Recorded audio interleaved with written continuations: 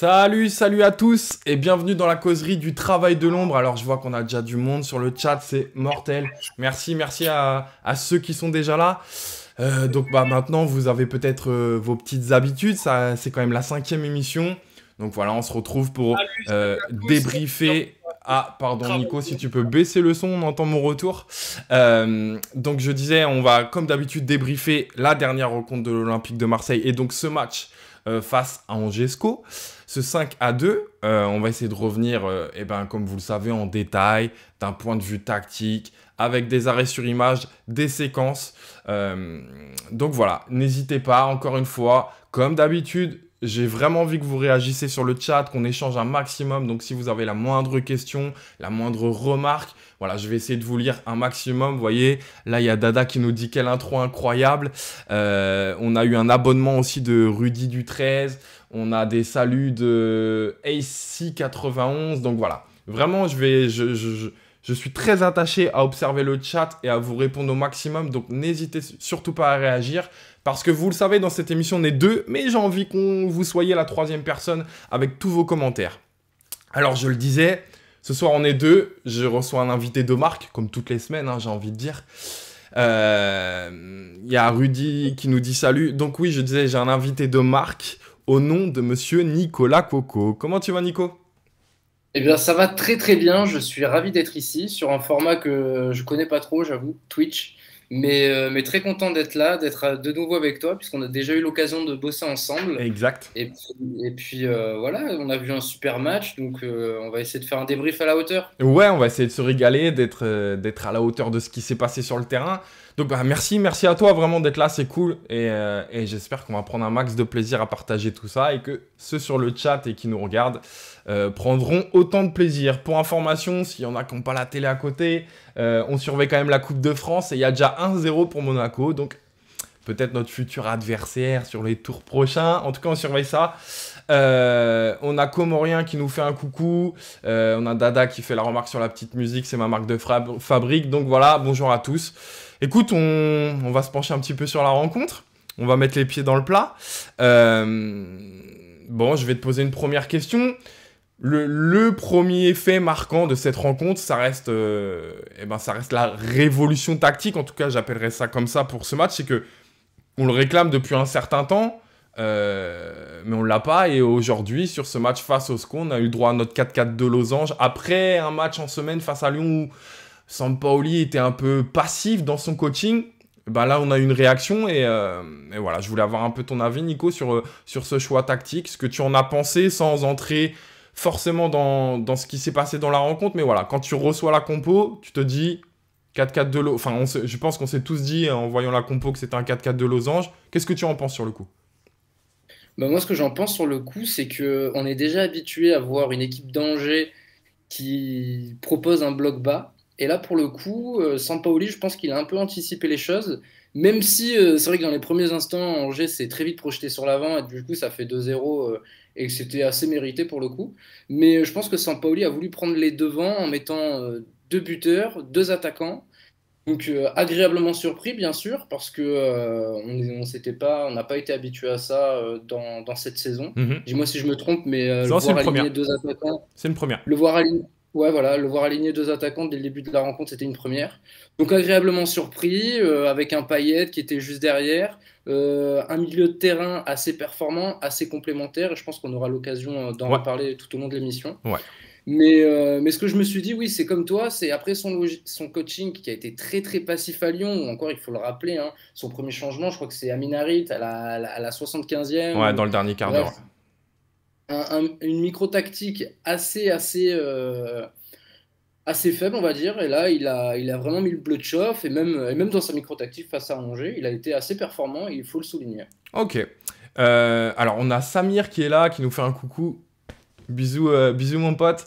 Et Samir, Alors, on a déjà quelques questions. Là, je vois Shak qui nous pose une question par rapport à la suite. J'essaie de la mettre de côté parce que c'est pas forcément le premier sujet qu'on va aborder. Mais promis, j'essaie d'y répondre. N'hésite surtout pas à la reposer un peu plus tard s'il faut. Donc on le disait, 4-4-2 losange.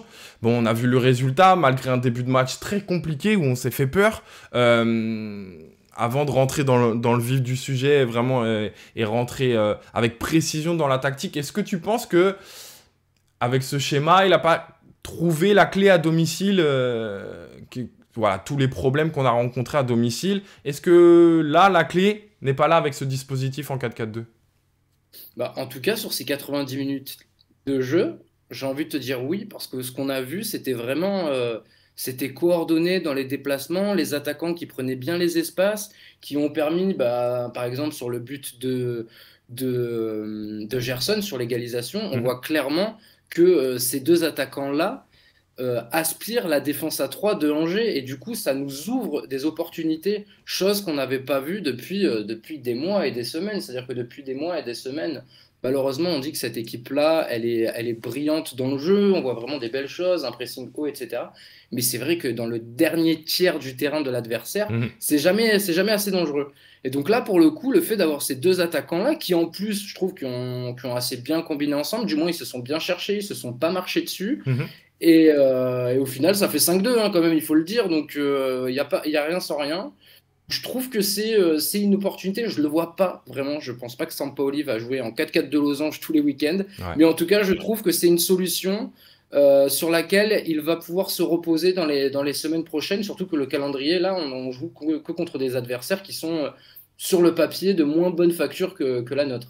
Ouais, c'est ça. Et alors, je suis entièrement d'accord avec ce que tu viens de dire. C'est que dans le sens où je pense que ça rajoute une corde à notre arc. On commençait à être un peu lisible dans notre jeu.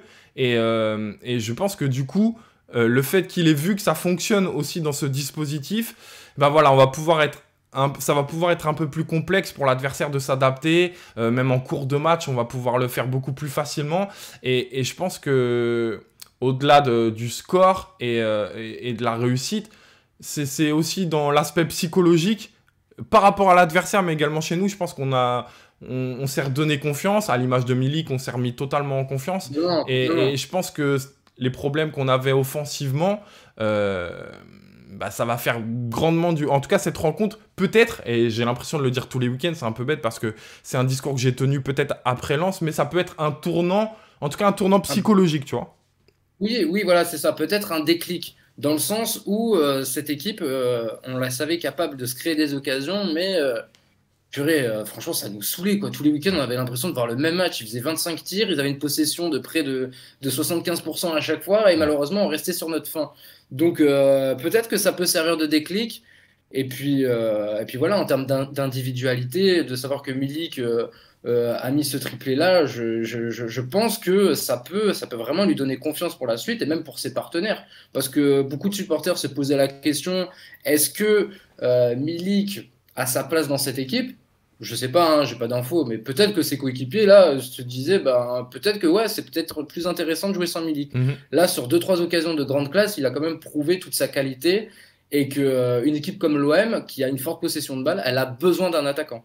On est d'accord. Il y a Bon74 qui nous fait un coucou. On a quelques questions là. Il y a une remarque très intéressante. Et je vais rebondir là-dessus. On a Gizmo38 qui nous dit on a beaucoup plus de verticalité avec ce 4-4-2 losange. Ça peut être bien contre les blocs bas. Alors, c'est effectivement un constat qui est très juste. Maintenant, est-ce que c'est pas un constat qui est un peu biaisé par rapport au scénario du match? Je m'explique. Est-ce que ce 2-0 très rapidement là qu'on prend au bout de 10-15 minutes de jeu, euh, est-ce qu'il nous force pas à amener beaucoup plus de verticalité? Est-ce qu'il nous force pas à être beaucoup plus spontané? Et tout ce qu'on va souligner finalement tout au long de l'émission peut être remis en question sur le fait que est-ce qu'à 0-0, on joue de la même manière, on joue avec le même allant offensif, est-ce qu'on se projette autant, etc., etc. Tu vois? Est-ce que le scénario du match fait que on a été obligé aussi de se retrouver dans cette situation pour produire ce jeu-là? Qu'est-ce que tu en penses, toi? Tu penses vraiment que c'est dû au système ou est-ce que ce fait qu'on doit courir après le score très rapidement ne change pas les choses finalement? Ouais, je pense que c'est un peu les deux, hein. Parce que, Je et pense que pour appuyer mes propos, argumenter un peu plus, pardon, je te coupe, mais par exemple, le premier match contre Montpellier, on louait l'allant offensif, les prises de risque, etc. Mais encore une fois, on est mené, on n'a pas le choix de pousser pour essayer de revenir dans la rencontre, en fait. Ouais, ouais, mais regarde, il y a quelques semaines, on a vu un match qui était vraiment intéressant face à Lens. Et pour le coup, là, c'est nous qui avons ouvert le score. Et dès le début du match, on a été on avait la main mise sur le match. Ouais. Donc moi, j'ai envie de croire que ce dispositif-là a fait que l'équipe soit aussi entreprenante, mais bien évidemment qu'à 2-0, de toute façon, tu n'as plus rien à perdre, hein. Mais ouais, Moi, c'est ça. je vois à l'engagement à 2-0, le public qui commence à siffler, et je me suis dit, aïe aïe Et aïe, pas, purée, là, pas là, tant que ça. T'as entendu beaucoup de sifflets, toi, à 2-0? C'est vrai, j'ai essayé d'être attentif. T'en as entendu? alors je me suis refait le match, Ouais. tu sais, avec Amazon, on peut Enlever les commentaires? Ouais, tout à Ouais, fait. ouais. Et j'ai le souvenir, je crois que c'est une transversale de Camara qui part directement en 6 Je mètres vois très après bien laquelle rebond. tu parles, ouais.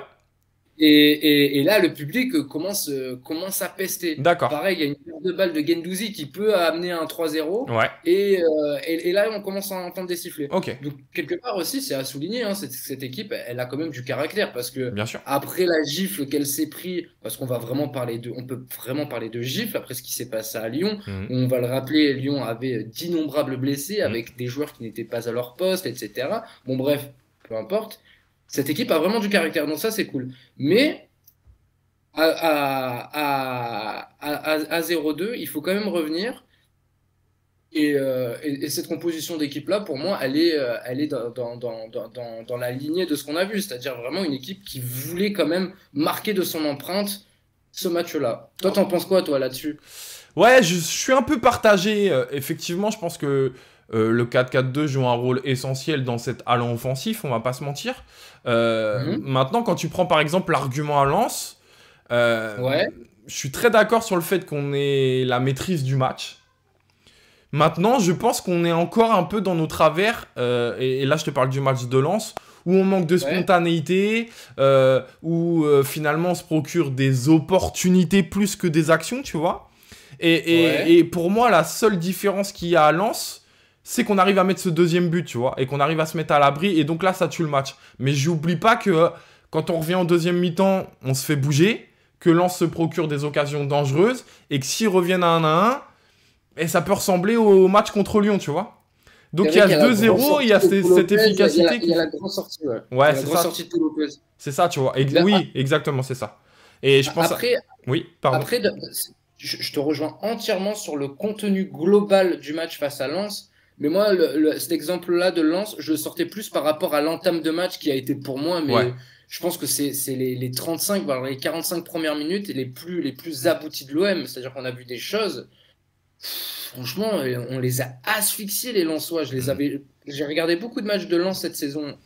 Et je les ai jamais vus dans une position pareille.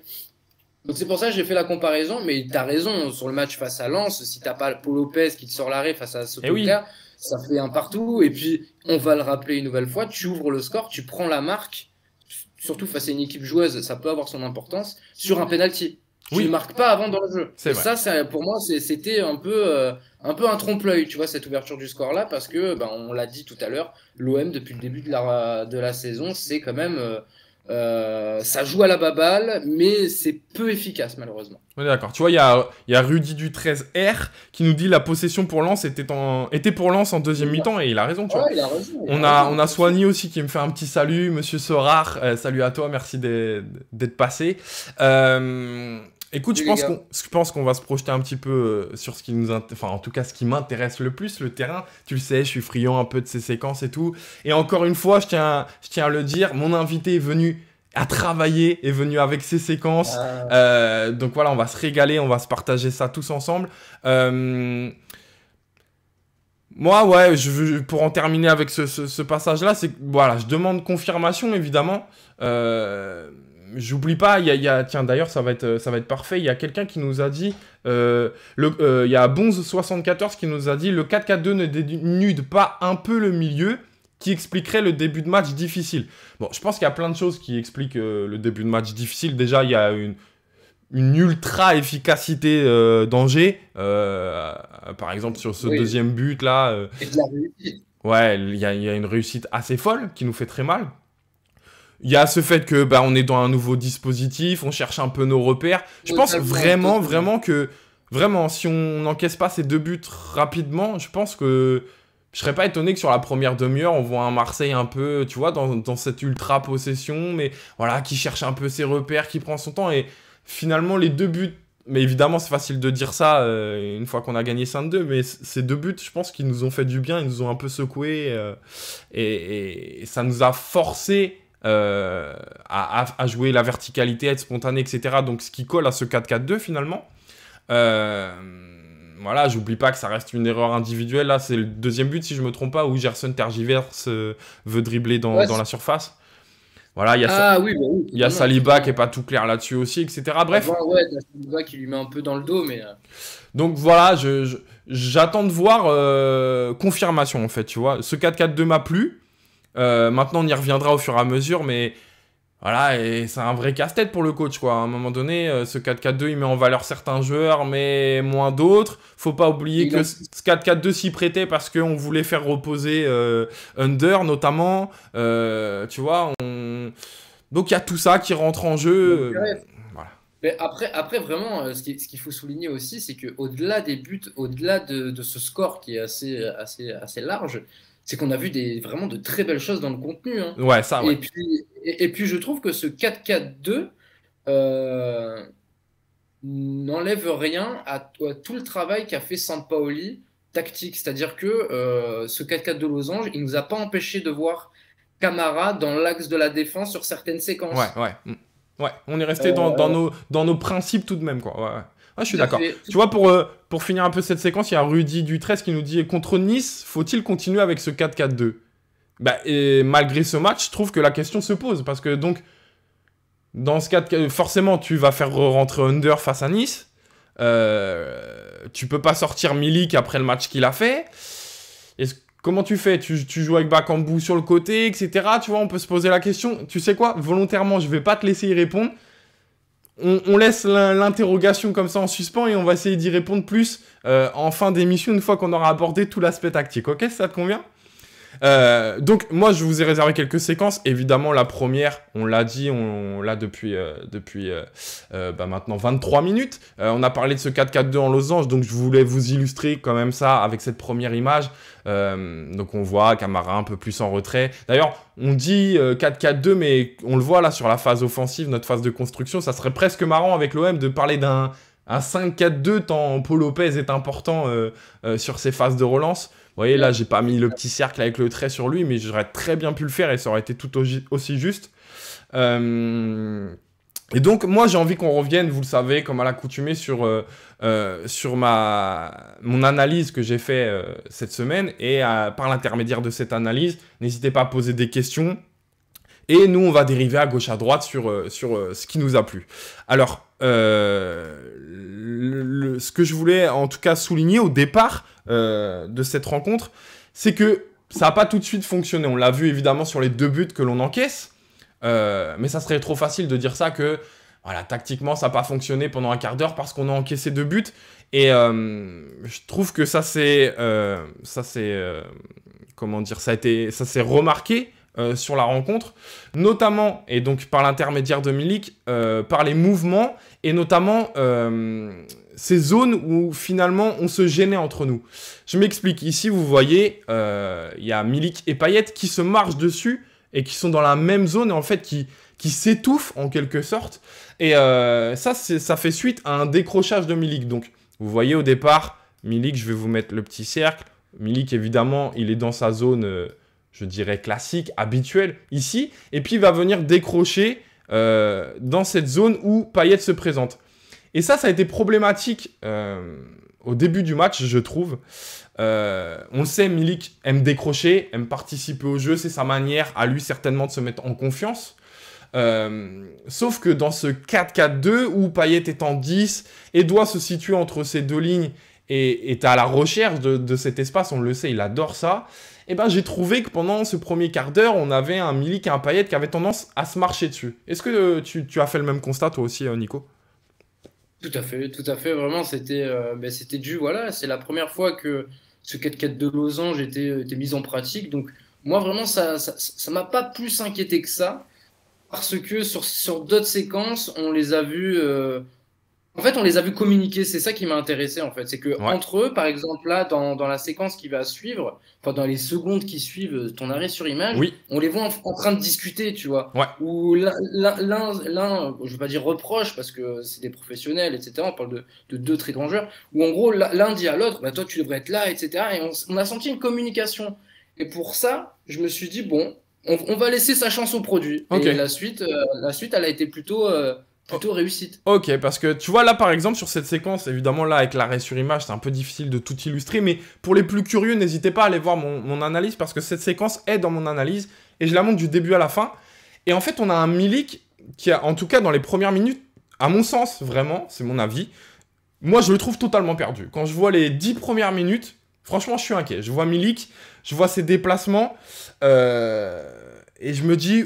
Ouf, on est un peu perdu, on va avoir un temps d'adaptation et c'est pour ça que je t'expliquais tout à l'heure que s'il n'y a pas le 2-0 rapidement, est-ce qu'on a ces talents offensifs, etc. Bah, je trouve que ça se transmet de cette manière, en tout cas en début de rencontre, parce que, et je vais vous montrer d'autres séquences, Milik sur cette séquence, donc au départ il décroche, il vient manger sur l'espace de Payet, puis après il va se replacer, il va demander en profondeur, alors que Guendouzi, là, sur cette image, eh ben, il va servir en profondeur, je crois que c'est Kolasinac, là, qui est sur le côté isolé, ou Bakambu, d'ailleurs, ça passe, c'est pas très précis, on ne sait pas à qui là, il s'adresse, mais en fait, quand Guendouzi, là, en possession du ballon, voit que le décrochage de Payet et de Milik fait que, bah, il s'annule un peu, en fait, le fait qu'il soit dans la même zone, bah, lui, il va aller chercher la profondeur dans le dos en juin, ce qui est plutôt très juste, très bien vu, mais Milik, lui, va faire ce contre-appel, et va croire que ce ballon, il lui est destiné, en fait. Et tu vois, sur cette séquence, il fait, je sais plus, 2 ou 3 contre-appels à suivre, mais en fait, tu le sens perdu, quoi. Un coup, il décroche, il fait « Ah non, c'est pas ma zone ». Il fait le contre-appel, il va en profondeur. « Ah non, le ballon, il est pas pour moi ». Ah, je refais un contre-appel, comme ça, je vais distancer mon défenseur. « Ah non, mon défenseur, tu vois, il est pas pris ». Et donc, je trouve que ces premières minutes, à Milik, elles sont un peu comme ça, où il cherche sa zone, et finalement, offensivement, on se trouve pas parce que on se marche dessus, en fait, tu vois. Toi, t'as pas eu ce ressenti? Je t'avoue que j'ai pas eu cette sensibilité-là. Maintenant, c'est vrai que quand je regarde ton analyse, cette séquence-là, elle est assez parlante. Mais moi, dans ce que j'ai noté dans mes notes, c'est que il y a eu vraiment un petit round d'observation. Tu vois, si on devait faire une petite comparaison un peu avec la boxe, c'est-à-dire que Bakambu, Milik, déjà, c'était la première fois qu'ils étaient titularisés ensemble, donc dans un nouveau schéma. Donc en fait, si tu veux, j'ai un peu... cette séquence-là, je l'ai vue, en effet, mais j'ai un peu nuancé, tu vois. Je me suis dit, bon, c'est normal, quoi. Ouais, ça t'a pas inquiété plus que ça. Tu t'es dit, c'est le début, le temps qu'ils trouvent leur repère, et voilà. Ouais, ça m'a pas inquiété, surtout que dans son attitude à Milik, et là, sur ces 90 minutes-là, et on en va sûrement... Et ça, c'est la suite qui va nous le montrer, ça c'est clair. Ouais. J'ai vraiment trouvé que dès le début du match, il était vraiment concerné, il pensait collectif. Et ben, tu vois, pour rebondir avec ce que tu dis, je pense que ces erreurs qu'il fait en début de match, c'est presque parce qu'un trop plein d'envie, tu vois. L'envie de se montrer partout, l'envie de recevoir le ballon. Tu vois, un peu le mec excité. Je suis là, je me déplace partout. Et en fait, ça manquait un peu de... Il jouait trop avec le cœur et moins avec la tête sur ses premières minutes, en tout cas, tu vois. Eh bien, écoute, c'est fortement possible parce que ces dernières semaines, il a pas mal ramassé quand même, Milik, tu vois. Entre tout ce qu'on a entendu sur lui... Ah, ça peut totalement se justifier. Ah ouais, bien sûr. L'équipe qui joue mieux sans lui, je pense que c'est un compétiteur hors norme et je pense qu'il a été un peu piqué au vif. Et moi, voilà, tu vois, on se rejoint là-dessus. C'est que moi, ce que j'ai noté dès les premières minutes, c'est waouh, le mec, il a envie de se défoncer sur les tâches défensives, sur le pressing, sur ses décrochages, sur ses appels en profondeur. Déjà, je me suis dit waouh, il est ultra disponible ce soir. Eh ben, laisse-moi illustrer ça, t'as totalement raison. Il y a Scaraboul qui nous dit Milik avait faim de ballon, donc voilà, c'est exactement ce qu'on est en train de dire. Et je vais te remontrer une autre séance qui est. Une autre séquence, pardon. Dès que je fais autre chose en même temps que je parle, je n'y arrive plus. Qui est celle-ci, tu vois. Alors, il n'y a pas le chrono, évidemment, sur celle-là. Bah, si on voit, c'est juste après le 2-2. Où on voit Bakambu et Milik qui vont faire exactement le même appel. Alors, c'est simplement pour illustrer que, tu vois, même après le 2-2, on se cherche encore. Et finalement, tout au long de la rencontre, on va alterner le positif et le négatif dans les appels et tout. Mais on a eu une multitude d'appels, on a eu plein de déplacements, plein de propositions, donc évidemment, à un moment donné, ça s'équilibre. Et ce que je veux vous montrer, là, en commençant par le négatif, c'est évidemment volontaire, c'est que dès que ça a été positif, dès que ça a été coordonné, dès que ça a été compris, bah, on a fait mal à l'adversaire. Tu vois, j'ai une autre séquence aussi, qui est celle-ci, en deuxième mi-temps, où on voit Milik qui vient décrocher ici dans cette zone au cœur du jeu. Je vais essayer de vous faire le petit cercle pour... Voilà. Dans cette zone ici, qui est évidemment très intéressante et qui est là où il faut se montrer. Mais je pense que c'est pas le rôle de Milik ici. Et on va le voir sur, tu vois, quelques secondes après. Et ben, il y a Gerson qui est venu se déplacer ici. À mon sens, c'est bien plus le rôle de Gerson. Et Milik, si par exemple, je devais illustrer un déplacement, soit il doit se situer ici, soit, à mon sens, il doit même se situer un peu plus ici et faire, tu vois, peut-être se montrer en faisant un appel comme ça, oblique, entre... Mais là, si tu me permets de te couper, Bien il sûr. me semble que cette... Ah non, c'était à 2-2. Est-ce que Bakambu vient de sortir là à ce moment-là? Oui, il vient de sortir, non? Non, Bakambu est là, il est sur le terrain. Tiens, regarde, je te le montre. Il est juste ici, là. Il est là. Ah, il est devant Thomas? Il est devant Vincent Manceau. Thomas, tu sais, Thomas est rentré plus tard dans la rencontre. Autant pour moi, parce que c'est vrai qu'une fois que Bakambu est sorti et que Under est rentré, cette position-là de Gerson, justement, on l'a un peu plus vu. Et c'est vrai qu'il y a eu vraiment une petite période de flottement suite à la sortie de Bakambu. Donc c'est pour ça que je voulais nuancer, mais en effet, tu as raison, son placement là, il n'est pas idéal. En fait, tout au long de la rencontre, en fait, tu vois, c'est là où c'est intéressant, c'est que dans ses déplacements, son décrochage a parfois très très bien fonctionné. Je vais vous le montrer sur les séquences qui suivent. Mais a parfois posé problème à ses partenaires, tu vois. Par exemple, on va y venir un peu plus tard, mais Payet n'a pas fait un grand match. Alors, j'ai surtout pas envie de le dédouaner, je pense qu'il en est le principal fautif, mais il y a eu un vrai problème aussi d'incompréhension où parfois Milik ou parfois Bakambu venaient décrocher dans sa zone et vu que Payet c'est quelqu'un d'intelligent, eh ben, ses déplacements il les adaptait par rapport à eux et finalement on l'a un peu moins vu à mon sens par rapport à ça aussi. J'ai senti un Payet, alors je veux rester encore sur Milik, mais j'ai senti un Payet peut-être laisser un peu de lumière aux autres. Là, j'ai entendu, par exemple, beaucoup de discours, on se dit « Ah, physiquement, ça commence à être dur, il est dans la période où on le voit moins, etc. » Moi, pas pour le défendre, mais moi, j'ai la sensation qu'il s'est dit Attends, là, la lumière, j'ai envie de mettre en lumière Milik. Milik fait ses déplacements, il a besoin de ça pour se rassurer, toucher beaucoup de ballons, etc. etc. Donc, je vais prendre un peu de recul et c'est moi qui vais m'adapter au déplacement de Milik plus que l'inverse, tu vois. Je l'ai senti comme ça, moi. Ouais, moi je te rejoins pas là-dessus parce qu'on parle quand même de Dimitri Payet, c'est un joueur hors norme, il adore avoir la lumière sur lui et quand il est dans un grand soir, ce qu'il veut c'est des ballons, il en réclame, il est au four et au moulin. Mais voilà, Payet, dans un mois, il a 35 ans, hein, les gars, hein, faut pas l'oublier. Hein.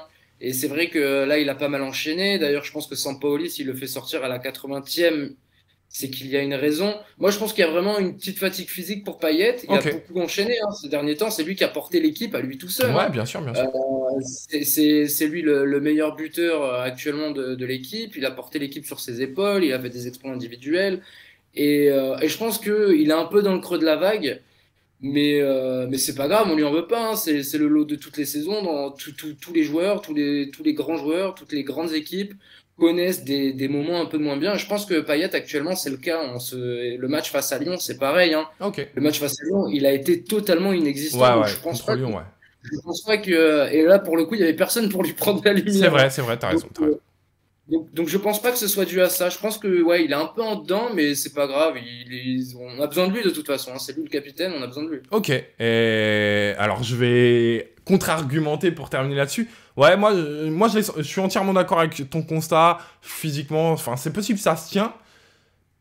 Peut-être que je me vois la face, je sais pas. Je me suis dit en tant que capitaine, il a vu que c'était le moment qu'il y ait des joueurs qui se relancent, etc. Et en tout cas, c'est pas dans le sens où c'est volontaire, je laisse totalement Milik et moi je fais mon pas en retrait et je suis totalement absent. C'est plus dans, peut-être que dans d'autres matchs, dans d'autres circonstances, il aurait dit à Milik, non, tu décroches plus, là c'est ma zone, toi tu dois faire de cette manière, etc.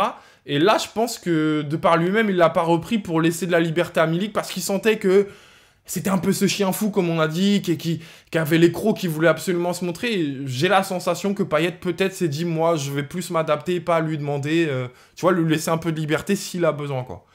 Après, Ouais, ce n'est pour que ça. mon avis.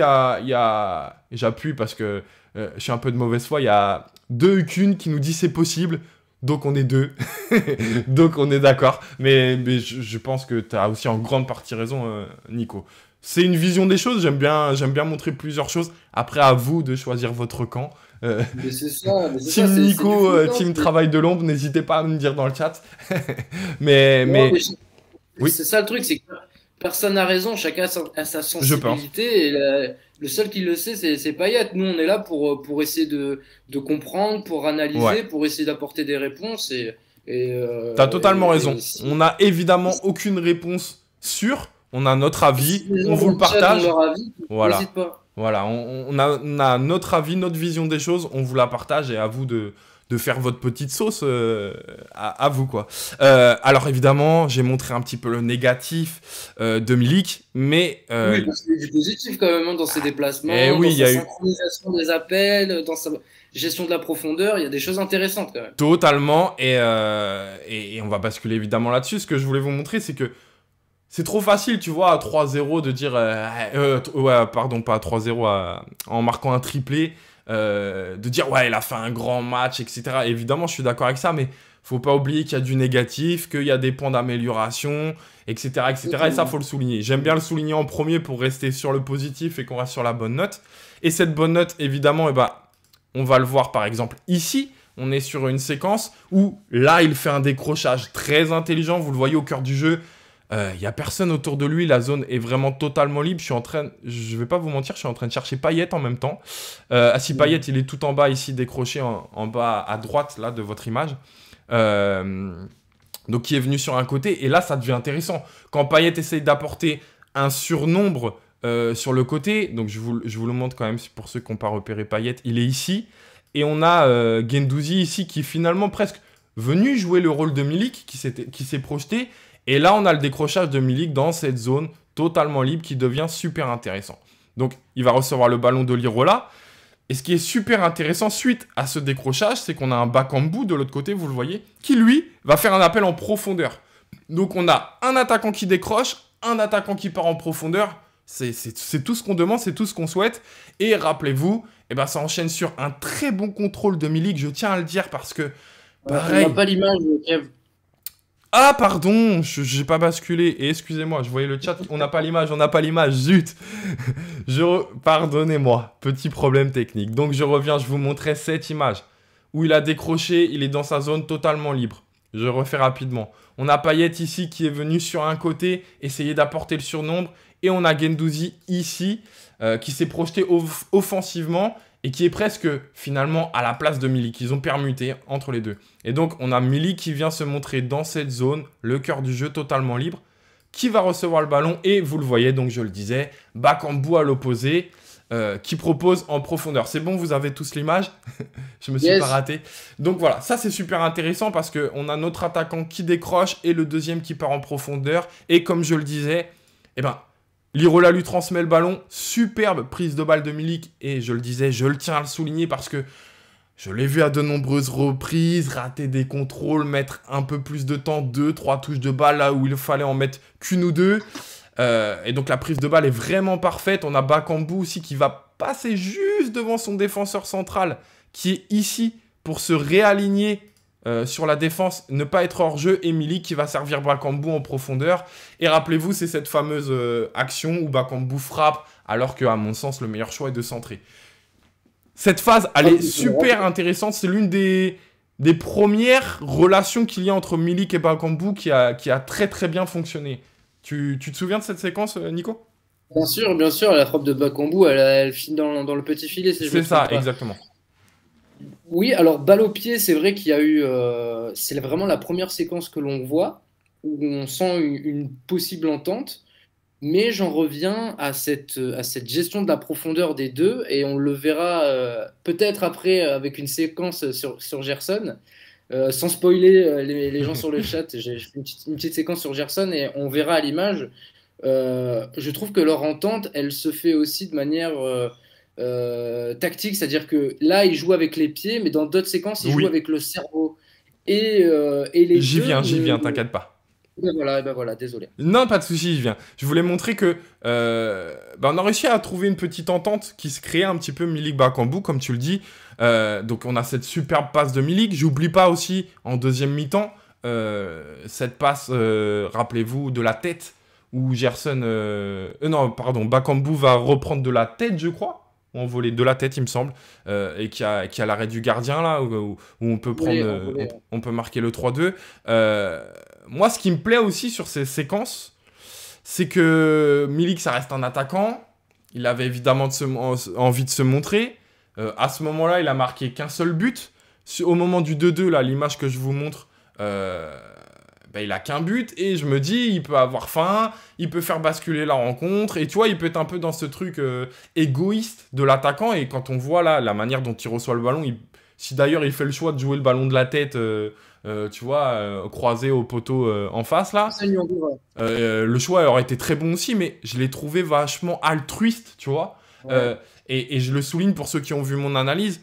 Au-delà de ce qu'il a fait dans le match, j'ai aimé l'état d'esprit aussi de Milik. Et tu vois, on le disait, ce côté chien fou et tout ça, bah tu vois, on fait le rapprochement sur tout. C'est-à-dire qu'il avait vraiment envie et en même temps, il a eu du mal dans les déplacements, mais très vite, il a commencé à comprendre, à se repérer. Et puis, par la suite, même s'il a marqué ce premier... D'ailleurs, je pense que ça a été très important, le fait qu'il marque lui en premier. C'est à mon sens un truc important, parce que ça l'a complètement désinhibé, tu vois, ça l'a complètement relâché. Et je pense que quand il rentre sur le terrain au départ, il se dit, ce soir, il faut absolument que je marque. Et donc, le fait qu'il marque en premier, ça a facilité aussi toutes ces passes que je vous montre là. Mais j'ai senti un mec qui était concerné par le collectif, tu vois, qui avait aussi envie de faire briller de briller par lui-même, mais de faire briller aussi ses partenaires, tu vois. Mais tu sais, enfin, je pense que Milik avait tout intérêt à se montrer collectif avec les joueurs qui l'entouraient, là, en l'occurrence Bakambu. Pourquoi? Parce que l'espace que lui libère Bakambu, c'est de l'espace en plus pour Milik. Milik, si il montre à son coach, s'il montre à ses coéquipiers qu'il est disponible, qu'il sait se servir d'eux, mais c'est tout bénef pour lui. Parce que voilà, on a vu dans des matchs où il avait beaucoup de mal, notamment dans les blocs bas, face à des blocs bas, à exister quand il est seul en pointe. Là, il trouve Bakambu, mais pour lui, c'est du pain béni pour lui. Ouais, Bakambu, c'est du pain béni pour Milik. je, Donc je- il a tout intérêt à jouer collectif avec lui.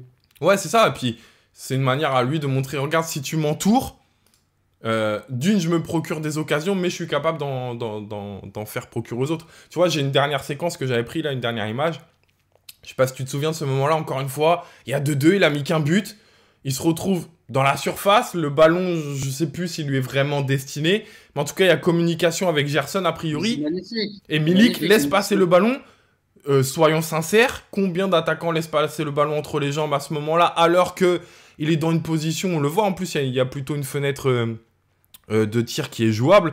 Je vais essayer de vous faire le petit trait, mais par exemple, vous voyez ici entre ces deux défenseurs là, enfin ces deux angevins, parce que c'est pas forcément les défenseurs, là il y a vraiment une fenêtre de tir pour essayer, vous voyez, de tenter une frappe, par exemple croisée, là ici petit filet. C'est totalement dans les cordes de Milik, et pourtant il va prendre la décision qu'il est peut-être pas dans la meilleure des positions, que Gerson est certainement mieux positionné, ça communique entre eux et il laisse passer le ballon. Ça, je trouve que dans l'état d'esprit, on a là la preuve parfaite que Milik, il était dans son match et dans l'esprit collectif, tu vois. Mais là, c'est une passe D qu'il lui fait en fait. Il touche pas la balle, mais c'est une passe décisive qu'il lui fait. Mais oui, je te rejoins entièrement, Kev. Milik, il a sur ce match-là, je pense que son envie de jouer collectif, elle est décuplée parce que il veut briller, mais il sait qu'en même temps, il va avoir besoin des autres pour briller. Donc, s'il peut jouer avec eux, bien sûr qu'il va le faire. Mais vraiment, moi, je tiens à remettre l'église au centre du village. On parle d'un joueur, d'un attaquant de grand niveau. Voilà, donc c'est pas le top 1 Ligue des Champions, etc. Mais l'OM, on va le rappeler, lorsque Milik vient, l'OM est éliminé de la Ligue des Champions. À l'intersaison, il vient. C'est grâce à lui qu'on se qualifie, qu'on arrive à accrocher cette Ligue Europa en fin de saison, cette cinquième place, si je me trompe pas. Il reste, alors qu'on n'a pas la Ligue des Champions, avoir un attaquant de cette classe-là, c'est du pain béni pour l'OM. C'est quelque chose de très fort. Ça fait des années qu'on attend à l'Olympique de Marseille un attaquant capable de marquer des buts, capable de peser sur les défenses. On a été très très déçus ces dernières années, il faut pas l'oublier. Posséder un attaquant de cette classe-là, il faut qu'il joue. Il faut que Sampaoli trouve la solution pour que Milik s'intègre. Donc j'en profite, tu penses que pour toi c'était une erreur, le choix de Sampaoli là, depuis le début de saison, de parfois se passer, en tout cas le plus souvent possible ces derniers temps, de se passer de Milik? Pour moi, oui, parce que je vais juste parler des résultats. Dans le contenu, qu'il y ait Milik ou pas, on a toujours eu, en moyenne, une possession, Milik ou pas, hein, une possession de balle de plus de 70%. À Milik ou pas, on a toujours fait près de 20 tirs par match, à peu près un grosso modo. Quand Milik n'est pas... Et en plus, des matchs avec Milik, des beaux matchs avec Milik, parce que moi j'avais l'impression en écoutant certains que quand Milik il est pas là, l'OM c'est Manchester City. Je sais pas, j'ai eu cette impression-là. Moi j'ai le souvenir de Milik face à la Lazio notamment, où l'OM avait fait des super matchs. Donc, même quand il est pas là, l'OM joue peut-être un peu mieux, mais c'est normal. Tu mets un joueur à la place de Milik au centre du terrain, qui va au centre des défenseurs, au milieu des défenseurs, qui a un peu plus de ballon, forcément que l'équipe va mieux jouer. Mais ce qui compte au final, c'est quand même aux dernières nouvelles, au foot, c'est de marquer des buts quand même. C'est de prendre le score. C'est ça qui fait la différence. Donc pour moi, que Milik se retrouve sur le banc à de nombreuses reprises et que Sampaoli ne fasse pas l'effort d'essayer de trouver une solution tactique avec Milik, pour moi, c'était une hérésie. Maintenant, je dis ça. Je n'enlève rien au péché de Milik dans ces 6 premiers mois, parce que c'est vrai qu'il y a des choses à lui reprocher. Tout n'est pas rose avec Milik. Mais dans l'ensemble, si on doit faire une balance, je pense très honnêtement que dans une équipe de possession, comme on l'a vu depuis le début de la saison, si tu n'as pas quelqu'un qui est capable de te finir les occasions, si tu ne fais pas en sorte que ce joueur-là, que cet homme-là puisse s'exprimer, je trouve que c'est une erreur. Mais voilà, ça n'engage que moi. Ok. Moi, je pense que, pour te donner un peu mon avis rapidement, je reste assez d'accord avec toi. Moi, je pense que Sampaoli s'est trouvé dans une situation où, à un moment donné, son meilleur joueur, en tout cas, on va dire ses meilleurs joueurs, c'était Payet et Under. Donc, je pense que Milik, à mon sens, il avait ce défaut d'être pas hors de forme, parce qu'on aurait l'impression que c'est un problème physique, mais de ne pas être bon, tout simplement, à une période où Payet et Under brillaient vraiment et où l'équipe tenait que sur eux. Et après, on voit pas les entraînements, ce qui se passe avec Milik, etc. Mais je pense qu'à un moment donné, il s'est dit, bon, j'ai beau avoir un joueur de grande classe, un attaquant qui marque, etc. Mes deux meilleurs joueurs sont Under et Payet, donc ma décision doit se faire par rapport à ces deux joueurs et de quelle manière je vais pouvoir les mettre le plus possible en valeur et de quelle manière ils vont pouvoir faire basculer le plus les rencontres de notre côté, tu vois. Et donc, il en est arrivé à cette histoire de faux numéro 9, de manière à isoler au maximum Under sur son côté, qu'il soit sans cesse dans la provocation, le dribble, etc. Et je pense qu'en tout cas, il en est arrivé à ce point-là de cette manière, tu vois. Maintenant, je pense que tu as entièrement raison, mais qu'il faut nuancer parce que Milik a eu ses torts. Je pense qu'il y a quand même quelques rencontres où il fait pas mal de mauvais choix. Et c'est pour ça que je tenais à le souligner aussi sur ce match, cet aspect collectif, cet état d'esprit qu'il a eu, cette bien meilleure justesse technique. Et c'était important pour moi tu vois, quand il se retourne, je t'ai dit, il a bien réussi son contrôle, alors qu'avant il les ratait peut-être, ou qu'il faisait 2-3 touches de balles supplémentaires, pardon. Donc c'est dans tout ça où je trouve qu'il a été encore plus fort, encore plus impressionnant que si on s'arrêtait à ce simple triplé, tu vois. Et ça va me permettre de montrer que, notamment avec cette séquence, tout ce qu'on a pu montrer auparavant, c'est-à-dire les décrochages qui n'ont pas toujours été très justes, et puis après, ça s'est affiné, on s'est un peu mieux compris, on s'est un peu plus coordonné, et Milik a commencé à servir les autres, que ce soit par la passe ou de par son déplacement. Et puis, une fois qu'il a commencé à se trouver dans la passe, dans le déplacement pour servir ses partenaires, et d'un coup, de par l'état d'esprit qu'il a insufflé, évidemment, j'extrapole un peu, je caricature un peu les choses volontairement, parce qu'on va me dire, mais non, mais dans le match, c'est Guendouzi qui a apporté du caractère et tout. Et moi, par l'exemplé, vous m'avez compris. Exemplarité. Il est tard, je suis fatigué, j'ai une grosse journée, on va dire ça. De par son côté exemplaire, hop, il a montré l'exemple, évidemment, mais du coup, ses partenaires sont vraiment rentrés dans cet état d'esprit et on finit par servir à Milik. Et on a l'exemple ici, par exemple, où Bakambu vient piquer au premier poteau. Et j'ai trouvé un Milik beaucoup plus intelligent que sur ces derniers matchs où il se cachait parfois derrière son défenseur, où il faisait pas l'appel au premier poteau au bon moment, où il était un peu en retard dans les duels, tu sais, où à un moment donné, il est un peu juste en vitesse, où il faut passer le bras à l'épaule et tout, qu'il faisait pas. Là, il a fait tout ça, et là, il a l'intelligence, Milik, de voir le déplacement de Bakambu, qui profite à lui au deuxième poteau, tu vois. Et puis, il y a un autre appel que j'avais trouvé super intéressant, c'est en première mi-temps, je ne sais pas si tu te souviens. Je l'ai peut-être. Où c'est Kolasinac, en fait, qui est excentré sur son côté. Il centre et Milik plonge au premier poteau. Et je crois que c'est Traoré qui la contre in extremis. Et là, à ce moment-là, je crois que ça peut faire 3-2. Mais je rebondis, je dis ça pourquoi? Je dis ça pour rebondir sur ce que tu viens de dire. C'est vrai que sur les derniers matchs, et moi, je suis totalement neutre, hein. C'est vrai que Milik, sur ces derniers matchs, c'était compliqué. Et ce match-là, c'est vraiment, face à Angers, je trouve que ça permet de respirer, de se dire, ouais, enfin, on peut peut-être projeter des choses sur lui. Ouais, tu vois, il y a Bonze74 qui nous dit c'est aussi que Milik participait moins au jeu collectif, surtout au milieu. Il a beaucoup plus participé à la construction et au repli au cours du dernier match. Mais franchement, Bonze74, je suis pas totalement d'accord avec toi.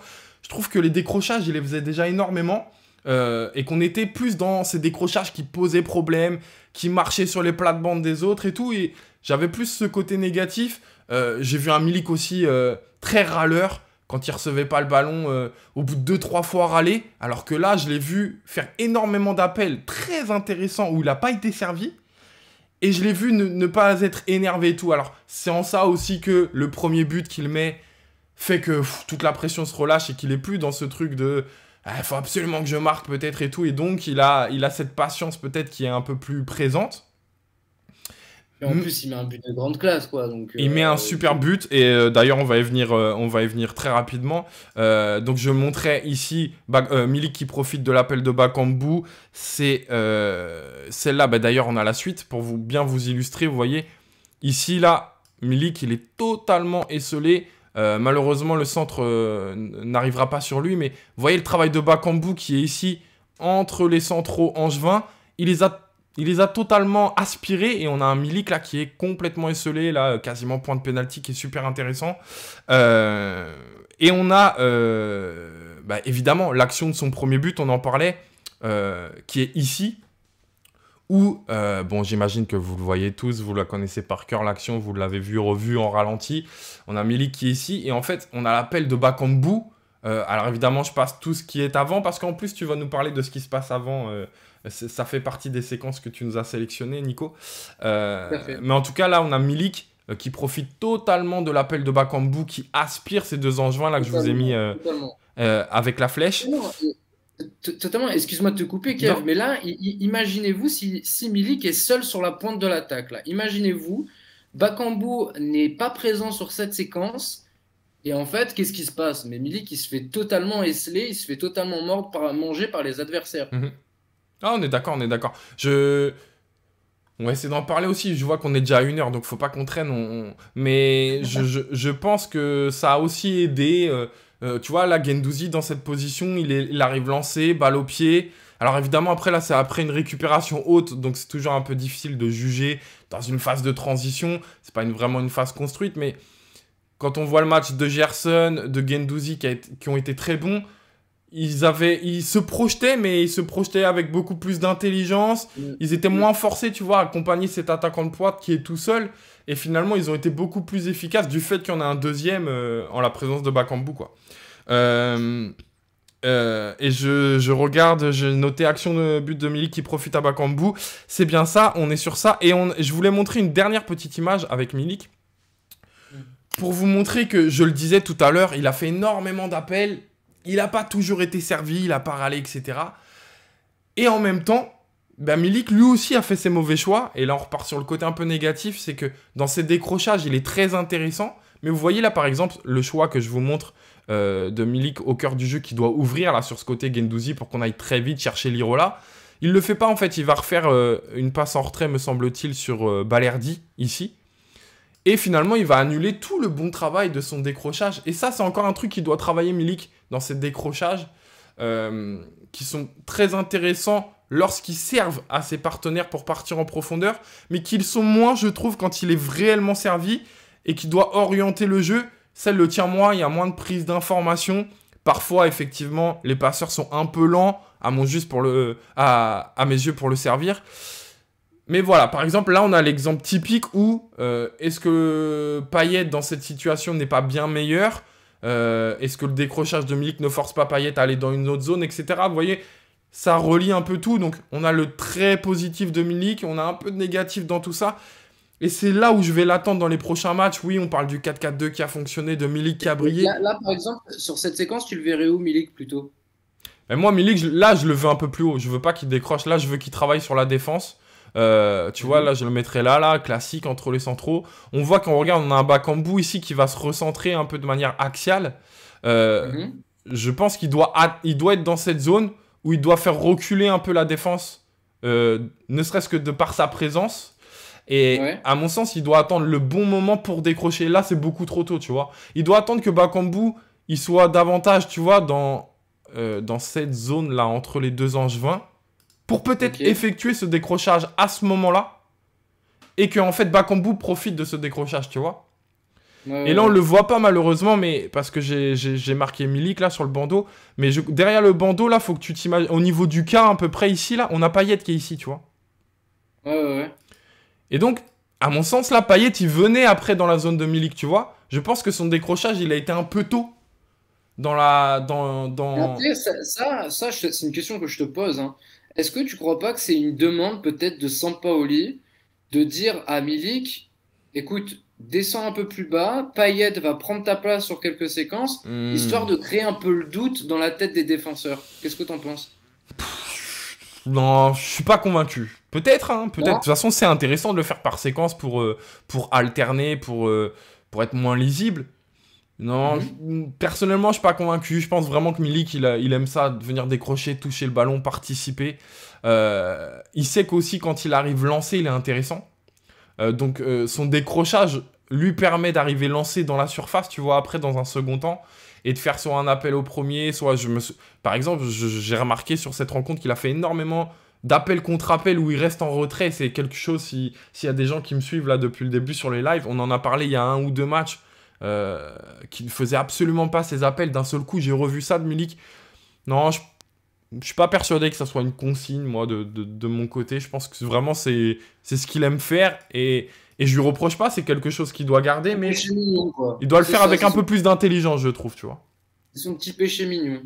Ouais, mais c'est quelque chose d'intéressant, tu vois. Un péché mignon, ça aurait tendance à être presque un petit défaut, tu vois. Je trouve que c'est intéressant, il doit le faire juste peut-être avec plus de parcimonie et de manière plus intelligente, tu vois. Et quand il le fait, je trouve qu'une fois sur deux, quand il reçoit le ballon, il fait pas le meilleur choix, tu vois. Dans la prise d'information qu'il doit y avoir avant son déplacement et tout, bon, ça reste un attaquant, tu vois. Il n'a pas le profil de l'attaquant qui vient créer aussi à la manière, je sais pas, l'exemple parfait c'est Benzema, tu vois, par exemple.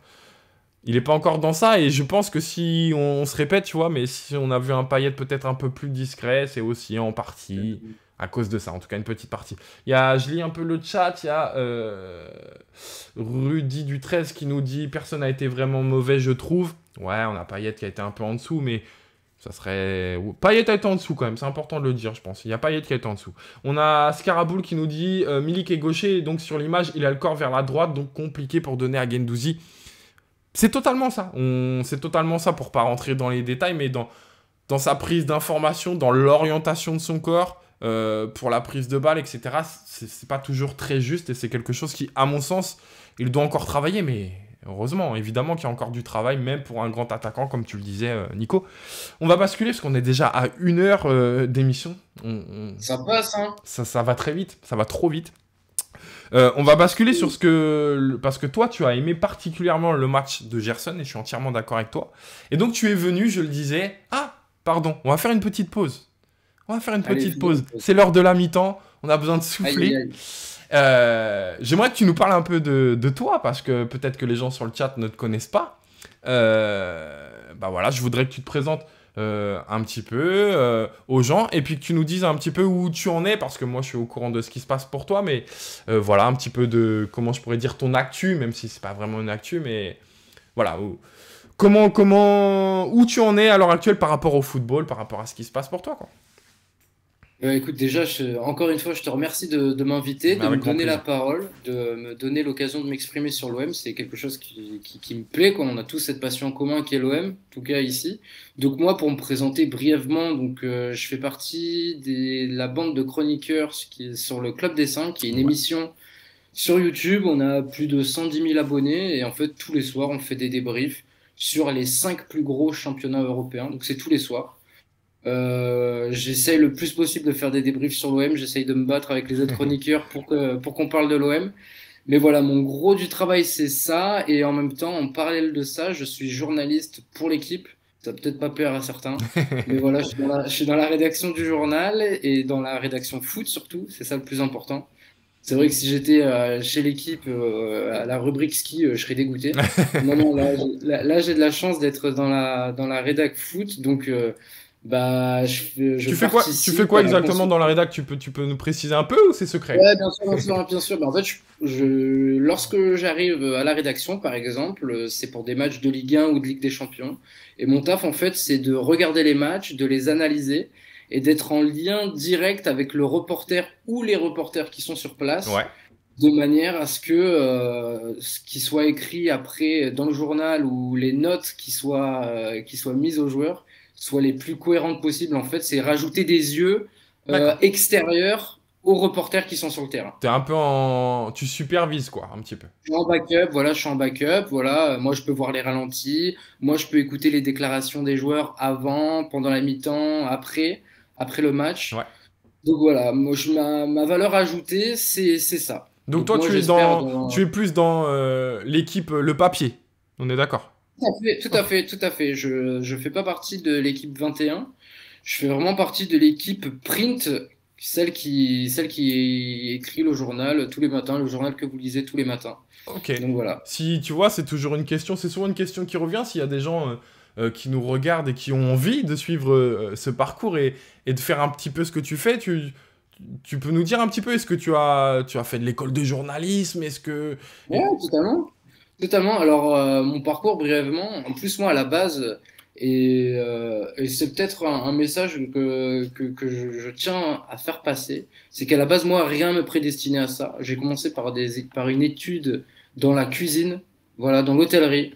Et en fait, je me suis rendu compte que ce métier-là, il n'était pas du tout fait pour moi. Mhm. Que ce que je kiffais, c'était le foot, c'était le sport. Une fois que j'avais passé mes diplômes, je me suis dit, bah, je vais prendre mon bâton de pèlerin. Moi, je suis originaire de Toulon.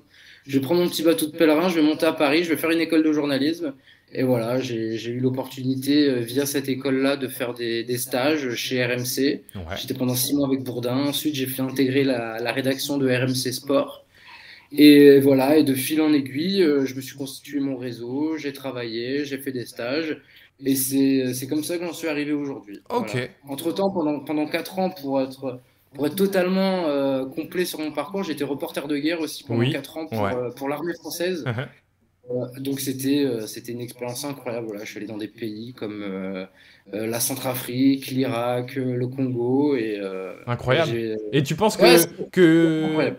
ce journalisme de guerre te sert aujourd'hui au niveau du sportif? Ben ouais, parce qu'en fait, il me donne beaucoup de recul sur les choses. C'est-à-dire que Ouais. j'ai fait des rédactions sportives assez importantes. Je pense à RMC Sport. Et parfois, en fait, les gens, je dis bien parfois, hein, il faut pas généraliser, Mhm. ils ont l'impression qu'ils parlent de foot comme ils parlent de géopolitique, Ouais. comme si le foot c'était Ouais. le sujet le plus important au monde. Donc, avoir été dans des terrains dangereux, été dans des terrains très très pauvres, ça me fait prendre beaucoup de recul sur ça en Je fait. comprends. On parle que de foot en fait, donc on va se calmer, on va se détendre. Je comprends. Franchement, c'est passionnant. Bravo pour le parcours, c'est incroyable, c'est super. Merci C'est beaucoup. super. Merci. Si vous avez des questions à lui poser hein, par rapport à son parcours et tout, là, n'hésitez pas, c'est le moment. J'ai repéré le petit cadre de la une de l'équipe Marseille en feu, là. Tu l'as volé celui-là ou tu l'avais avant? Non, non, c'est un original. Je suis un collectionneur des unes de l'équipe. Ah, génial. Donc celui-là, je l'ai acheté, si je dis pas de bêtises, bah, le 11 ou le 12 mai 2010. Voilà, le lendemain de la victoire face à Rennes. je l'ai gardé très précieusement. Il est encadré. Il y en a d'autres qui sont encadrés. Ouais. J'avoue que c'est un petit regret, ça, que j'ai je les ai achetés, tous ces trucs-là, je les ai pas conservés. Et Ouais, j'avoue que tu les as maintenant, jetés. avec le recul, tu vois, ça fait partie des petits regrets que j'ai. En fait, Ça pourrait être... en fait, pour être totalement transparent, donc j'ai dit que j'avais fait des études dans la cuisine. Et moi, quand j'étais petit, donc je voulais ouvrir un restaurant. Ouais. Et donc, je conserve les unes de l'équipe depuis que je suis très jeune. Pourquoi? Parce que je me suis dit, le jour où j'aurai un resto, eh ben, je le décorerai de cette Ok, manière-là. ok, Je suis pas sûr que ce soit le meilleur des concepts, mais en tout cas, c'était mon idée. ok. Et donc voilà, maintenant, plutôt que de les jeter ou même de les vendre, eh ben, je les garde pour moi et elles sont encadrées. Voilà. Eh ben, bravo, c'est très beau. Ça donne envie. Bon, écoutez, ben, on va rebasculer un petit peu sur le match, si tu veux bien, Nico. C'était cool d'avoir un petit peu... savoir ton parcours et tout, c'est toujours super intéressant. J'ai des invités qui viennent de partout, de tous les horizons, et c'est sympa aussi de voir que, tu vois, à travers ce qu'on fait là, à travers cette émission, voilà, de comprendre d'où tu viens et comment ça arrive, et donc ta vision des choses autour du foot et de l'OM, et du coup, c'est super intéressant, tu vois, Merci de me donner la parole en tout de cas. Merci savoir ça, beaucoup. mais avec grand plaisir, tu le sais. Donc, comme je le disais, en plus de tout ce parcours, tu m'as donné la chance de prendre du temps sur cette rencontre pour revoir le match et prendre quelques analystes aussi, de venir charger, j'ai envie de dire. Et tu m'as dit dans la journée, quand on a travaillé sur l'émission, que tu avais beaucoup aimé la prestation de Gerson, et je suis assez d'accord avec toi. Et tu Ouais. m'as fait prendre quelques séquences, donc je vais basculer sur l'une des séquences que tu m'as montrées, et je vais volontairement te donner la parole, ne même pas introduire cette séquence. Alors, on va attendre quelques secondes, je crois, le temps que ça s'affiche, parce que tu dois avoir un petit délai. Et je vais te laisser nous raconter ce que tu voulais nous dire par rapport à cette séquence. Moi, tu m'as mis, pour être tout à fait clair, le déplacement de Gerson sur le but. Voilà ce que tu m'as mis, et j'entoure Alors ça, Gerson pour ceux qui veulent le voir. voilà, donc ça c'est sur son but, c'est bien ça. C'est bien ça, ouais. Donc déjà en préambule, donc vous l'avez bien compris, je me suis fait un peu l'avocat de Milik tout à l'heure et pour être totalement transparent également, j'ai été également l'avocat de Gerson lorsqu'il était vraiment dans le creux de la vague il y a quelques mois. C'est-à-dire que quand on me disait que Gerson c'était une escroquerie, que 25 millions c'était trop, alors on peut débattre du prix, etc. Mais en tout cas, ce que j'aimais pas, c'est qu'on dise que ce soit une escroquerie. Je vais faire un parallèle, hein, si tu me permets, Bien sûr, Kev. vas-y, vas-y. C'est le parallèle avec Lucho. Voilà, Lucho, il faut se rappeler, quand il arrive en 2010, il arrive dans une équipe qui est totalement configurée pour lui. C'est-à-dire que Didier Deschamps, il lui donne les clés du camion, il lui dit, allez, vas-y, mon gars, cette saison, c'est pour toi. Donc, il installe des joueurs autour de lui, des attaquants, etc. Il fait vraiment tout pour que Lucho se sente bien. Et il faut bien garder en tête quand même que Lucho, lorsqu'il arrive à l'OM, il a déjà 3-4 ans d'années dans les jambes au FC Porto. Mais il met quand même quelques semaines avant de s'intégrer parfaitement, avant de vraiment apporter du lien à cette équipe, avant vraiment d'être décisif. Mhm. Et Gerson, je me suis dit, en fait, lui, il arrive du Brésil à peine. Bon, il a eu son expérience à la Roma et Ouais, à la Fiorentina, si je dis pas de bêtises. c'est ça. Mais pourquoi ne pas lui donner un peu de crédit à lui aussi? Je pense que on a un président qui connaît extrêmement bien le football, Pablo Longoria. On a un entraîneur qui, je pense, le connaît également. Il était coach au Brésil et je me dis c'est pas possible. Et sur quelques séquences, moi je voyais un Gerson qui était vraiment avec un QI football que je trouvais un peu au-dessus de la moyenne. Mhm. Et en regardant ce match-là, eh bien, qu'est-ce que je me suis dit? Je me suis dit, quelque part, j'avais pas totalement tort. Déjà parce qu'il est bien ces dernières semaines, mais sur ce match-là, je trouve vraiment que dans ses déplacements, dans ses décisions, on a vu un grand joueur, du moins un joueur au-dessus de la moyenne. Mhm. Donc là, sur cette séquence-là, qu'est-ce qu'on voit? On voit Paul Lirola qui est avec le ballon sur son côté droit. Tu as entouré Gerson, si je ne me trompe C'est pas, et il ça. est au milieu de deux adversaires. Il est au milieu des deux milieux défensifs de Angers. Donc là, Et si je peux me je vois. permettre, encore une fois, on retrouve ce petit problème qu'on voyait avec Milik et que je soulignais, où on a Gerson, Payet, Guendouzi là qui est un peu s'étouffe entre eux. Je te laisse continuer. Voilà. Donc là, Gerson, il comprend vite que s'il reste ici, ça sert à rien. Voilà. Surtout qu'il est quelque part, il empiètre un peu sur la zone de Payet. Ouais. Il a vu également depuis le début de la rencontre, puisque là on est quand même à la 18e, à la 20e minute de jeu, que Payet il est quand même assez bien serré à la culotte. C'est quelque chose dont on n'a pas parlé tout à l'heure, qui pourrait aussi expliquer le fait Oui, qu'on a un peu moins vu Payet. oui, Mais voilà, il a cette information-là. Donc, je te laisse aller sur la séquence suivante, sur l'image suivante. oui. Qu'est-ce qu'il va se dire, Gerson? Il va se dire, bon, bah, moi, j'ai rien à faire là. Je me casse. Voilà, je fais quelques pas. Je vais partir. Il va se désintéresser totalement du ballon. Ouais. Voilà, là, il tourne totalement le dos au jeu. Mhm, Donc, ce qu'il va faire, c'est qu'il va chercher à se placer. Là, il joue vraiment avec sa tête. Il joue pas avec ses pieds. Là, il joue vraiment avec sa tête. mhm, Donc là, il va se démarquer. Paul Irola va avoir la balle, va progresser avec le ballon. mhm. Et c'est là, voilà, les quelques pas de Gerson qu'on a vus sur la séquence d'avant, elles ont toute son importance parce qu'il se retrouve totalement démarqué. Il a le corps qui est prêt à se tourner vers le but. Il a le jeu face à lui. Il va recevoir le ballon. Et la suite, vous la connaissez. C'est-à-dire qu'il va faire quelques pas, il va enclencher, il va marquer le but. Mhm. Donc je trouve que sur cette séquence-là, on a vraiment un joueur qui analyse le jeu, qui analyse son environnement. Il aurait pu être attiré par la balle, demander la balle parce qu'il avait vu qu'il était dans la zone de Payet. Il aurait pu ne pas faire l'effort d'évoluer, de ne pas, de ne pas trouver une zone libre. Là, il a fait cet effort-là et au final, bah, c'est ce qui nous permet d'égaliser le score. Voilà. Je ne sais pas ce que tu en penses, toi, avec ton œil de tacticien un peu plus fiant que le mien, mais moi, je trouve Ouais. que c'est quelque chose qui m'a plu. Voilà. Ça m'a intéressé, ce déplacement. Mais tu vois, c'est drôle parce que cette séquence, je lis le chat en même temps, Nako les Zaniach, qui sont idéalement placés. Effectivement, moi, cette séquence, je l'ai utilisée dans mon analyse, mais en parlant de Milik, du déplacement de Milik. Et je montre que, tu vois, si on revient un peu en arrière au départ, tu vois, ici, je t'entoure Milik. Milik, ici, il est avec Bakambu, finalement, vraiment dans ces deux attaquants axiaux. Et on a encore Milik ici qui va venir, tu vois, se déplacer tout doucement. Et en fait, il va venir décrocher un petit peu encore dans la zone de Payet, tu vois. Et en fait, il va étirer, c'est ce que j'explique dans mon analyse, il va étirer ici l'espace entre les deux centraux qu'il y a, tu vois. Et si on rebascule sur la dernière image où effectivement Gerson s'est totalement libéré, tu vois, Milik, on le retrouve aussi ici. Et il a aspiré Traoré, tu vois, sortir de sa défense. Totalement, totalement. Et en fait, tu vois, on retrouve l'écart. Ici, là, je te fais le petit trait entre, je crois que c'est Vincent Manceau et Isma Traoré.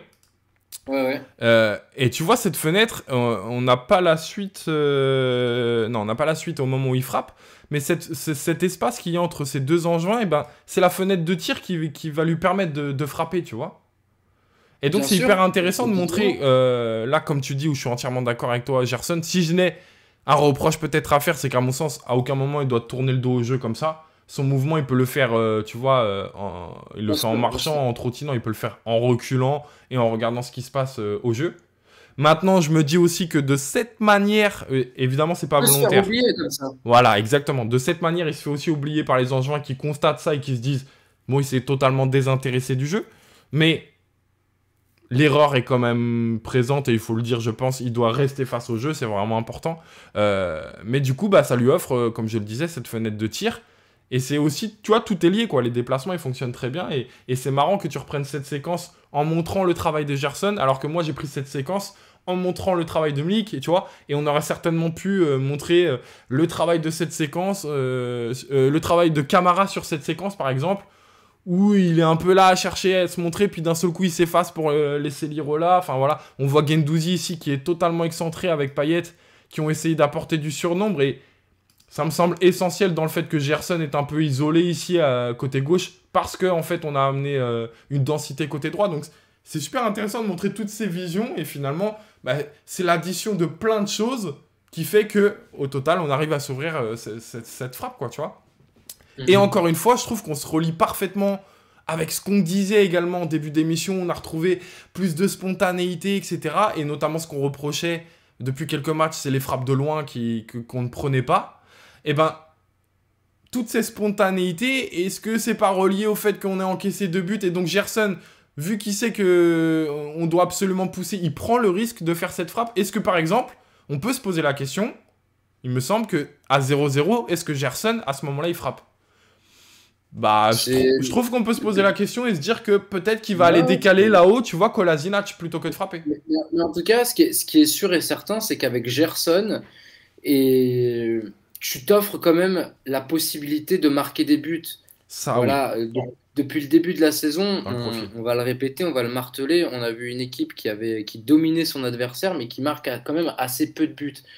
Et Gerson, comparé aux autres milieux de terrain, et ça vaut si Sampaoli veut remettre Payet en attaquant dans l'axe, hein, voilà, ce match-là, il nous offre aucune certitude tactique. Mais je trouve que Gerson, si tu dois faire une comparaison avec les autres milieux de terrain, avec Bouba Kamara, avec Rongier ou avec Guendouzi, qui dans leur carrière, en tous les trois, ont dû marquer 15 buts, Ouais. c'est le bout du monde. Gerson, lui, il t'offre cette variété de pouvoir frapper de loin. Et je trouve que c'est un point qui est super intéressant dans le dispositif de Sampaoli. Ça marche. J'ai lu ta question, hein, chaque t'inquiète pas, on va essayer de l'aborder. Là, je veux qu'on reste sur ce que nous a préparé Nico. Et donc, je vais passer sur la séquence suivante, Yes, qui est sur la séquence du premier but de Milik, si je me trompe pas. tout à fait, tout à fait. Alors là, en fait, ce que je veux mettre en exergue, Ge- c'est Gerson est comment ici. dire? Pardon? Non, je dis j'entoure, Gerson est ici. Là. Ah. C'est l'activité de Gerson. C'est-à-dire que là, on voit la balle qui est en l'air. Et en fait, pour être bien précis, la balle vient de l'Irola que l'on voit tout en bas de l'image. Oui, Là, l'Irola vient d'effectuer un centre. oui. La balle va être dégagée par la défense angevine. Mhm. La balle est dégagée. Regardez le placement de Gerson. Donc déjà, sur cette séquence-là, ce qu'on voit, c'est que il se projette. Voilà, il veut apporter le surnombre vis-à-vis de ses adversaires. Sur la séquence d'après, Mhm. donc la balle va être perdue, renvoi de la tête, la balle va être récupérée par les Angevins. Mhm. On a Cabot, je Jimmy crois, qui est en Cabot, possession du ouais, ballon, là, sur c'est le ça. côté. Donc du coup, Cabot va avoir la balle, et là, Gerson, direct, la première chose à laquelle il pense, c'est de couper la ligne de passe. Voilà, c'est-à-dire que la gestion de la profondeur directe, il la gère. On va le voir. Est-ce que tu peux l'entourer? Peut-être il est vraiment à quelques mètres. Voilà, il est là. Donc déjà, je trouve ce déplacement vachement intéressant, sachant que quelques minutes avant, il était à l'entrée de la surface, il se projette vers le but en juin. Donc là, il a cette intelligence-là de couper la ligne de passe, donc potentiellement inhiber un contre, parce qu'on voit quand même qu'on est assez nombreux dans la moitié de terrain angevine. Sur la séquence d'après, ce dont on va se rendre compte, là, Cabot vient de trouver Bentaleb dans les pieds. Ouais. Gerson, il enclenche un pressing de suite. Là, ce que je veux souligner sur cette séquence-là, c'est parce qu'on a eu l'impression, dans les quelques premiers mois, que Gerson était un joueur attentiste, qui ne faisait pas les efforts. Et c'est vrai, hein, Guendouzi, quand il lui gueule dessus, bon, la manière est critiquable, mais dans le fond, il avait raison. Hein. Il n'avait pas fait l'effort, etc. Là, sur cette séquence-là, ce qu'on voit, c'est qu'il est un peu au four et au moulin. Il se projette, il casse une ligne de passe, et là, il est présent au pressing. Donc, sur la séquence d'après, ce qu'on va voir, c'est que là, Bentaleb va essayer de trouver un joueur dans l'entrejeu. Vas-y, je t'en prie, Kev. Ouais, j'ai cliqué, je pense qu'il y a un petit délai, c'est pour ça. Ouais, pas de souci. Donc, Bentaleb a essayé de trouver dans le centre du jeu, je sais plus si c'est Fulgini.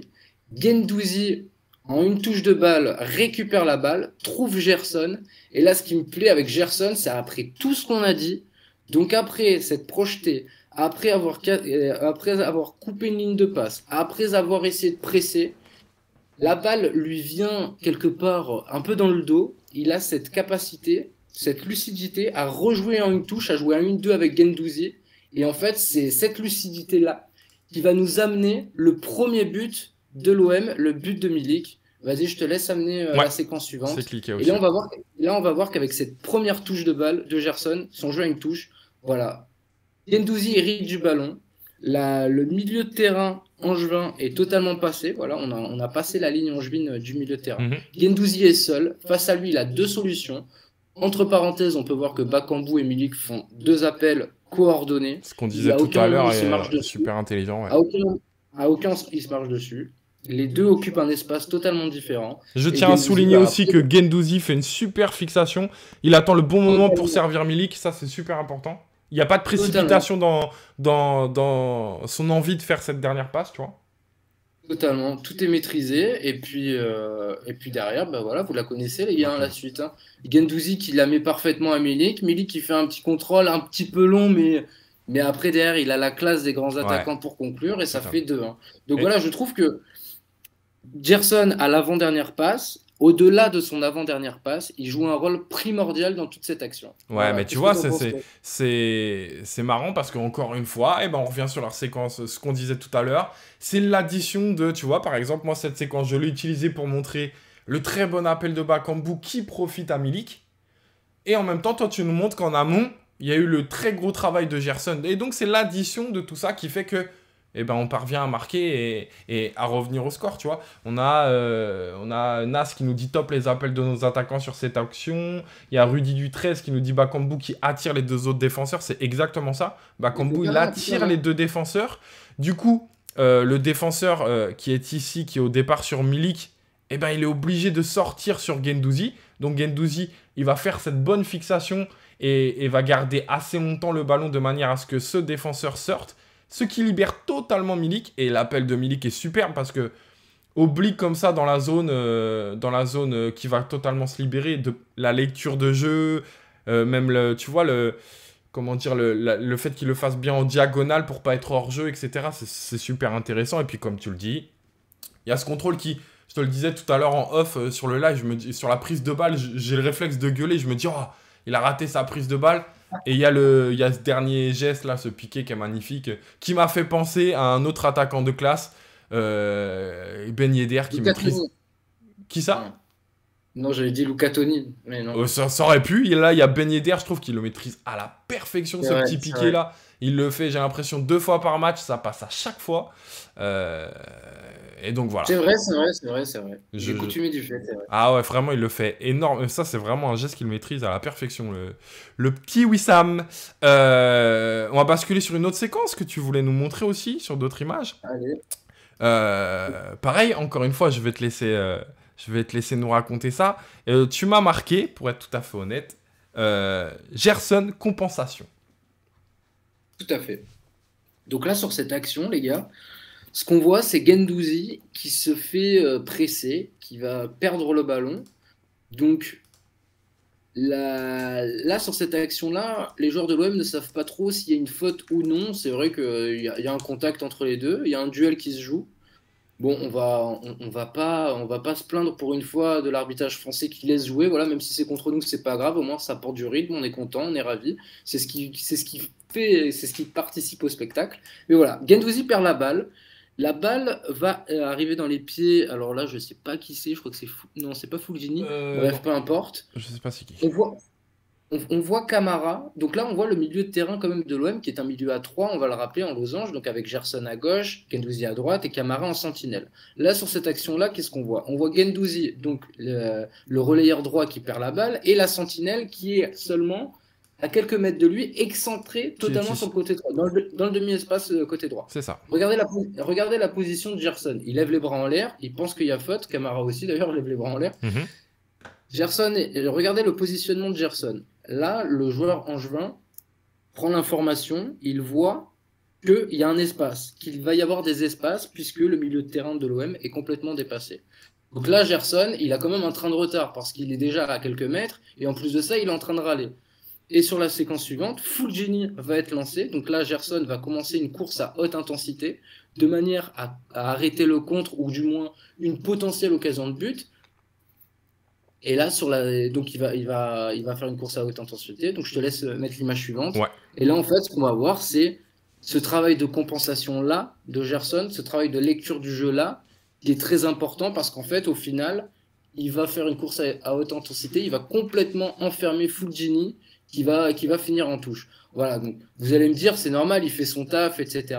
Mais je trouve que c'est quand même à mettre en avant, à mettre en exergue, c'est sa capacité d'observation et sa capacité à compenser les espaces et les manques des uns et des autres. Et entre parenthèses, j'ai trouvé que ce milieu de terrain-là était ultra complémentaire. Ouais. Camara sentinelle, Guendouzi relayeur droit, Gerson relayeur gauche, je trouve que vraiment c'est vraiment le haut niveau européen. Ça a très très bien fonctionné. Et moi aussi, j'ai aimé beaucoup cette compensation des uns et des autres.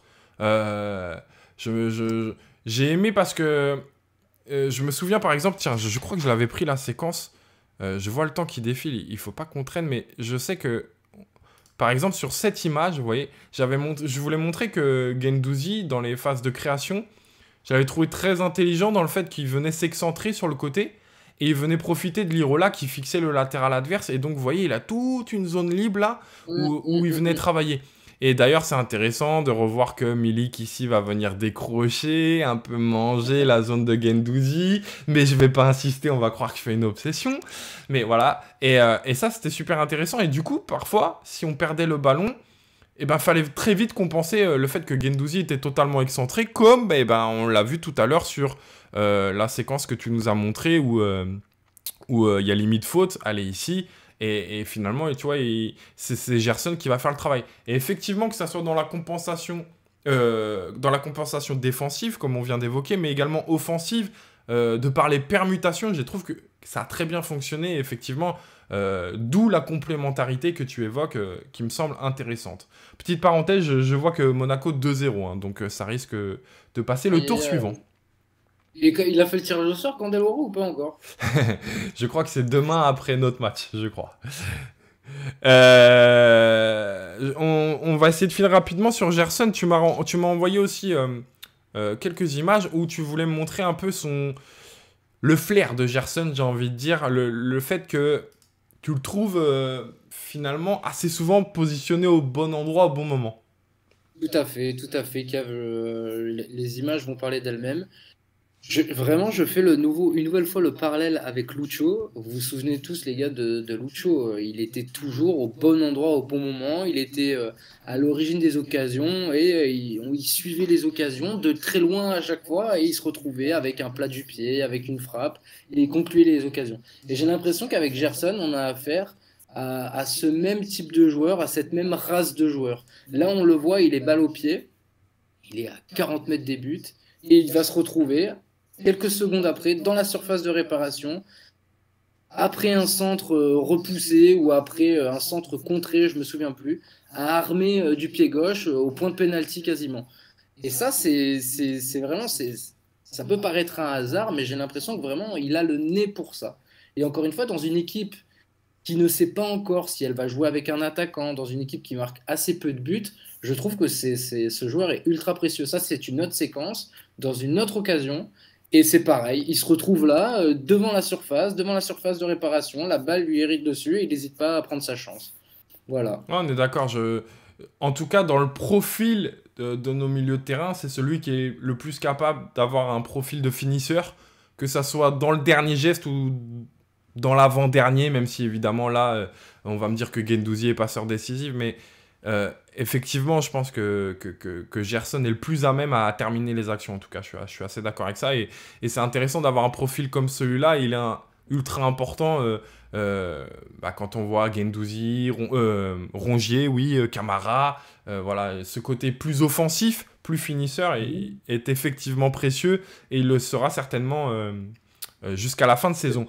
Et tu voulais aussi souligner le côté leader, l'ampleur qu'il avait pris un petit peu. Ah oui, oui, en effet.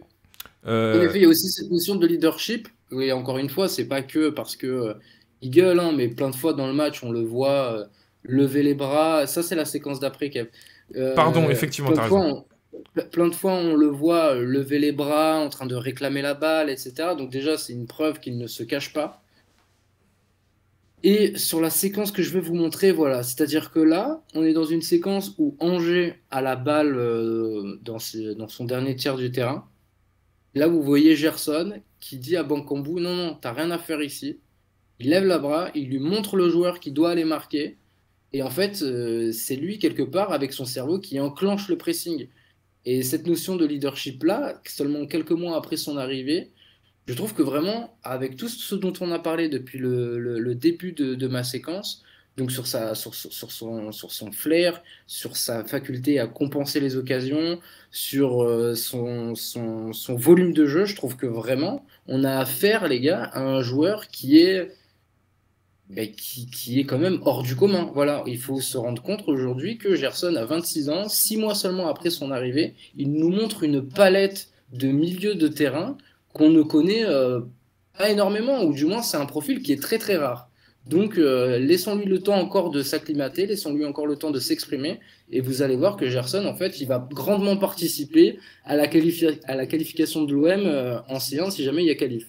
Tu penses quoi, toi, de tout ça sur Gerson, Ouais, toi? bah, ceux qui me suivent depuis le début savent, je crois que j'ai dû faire 3 vidéos sur Gerson depuis le début de saison. J'étais bien emballé en début de saison.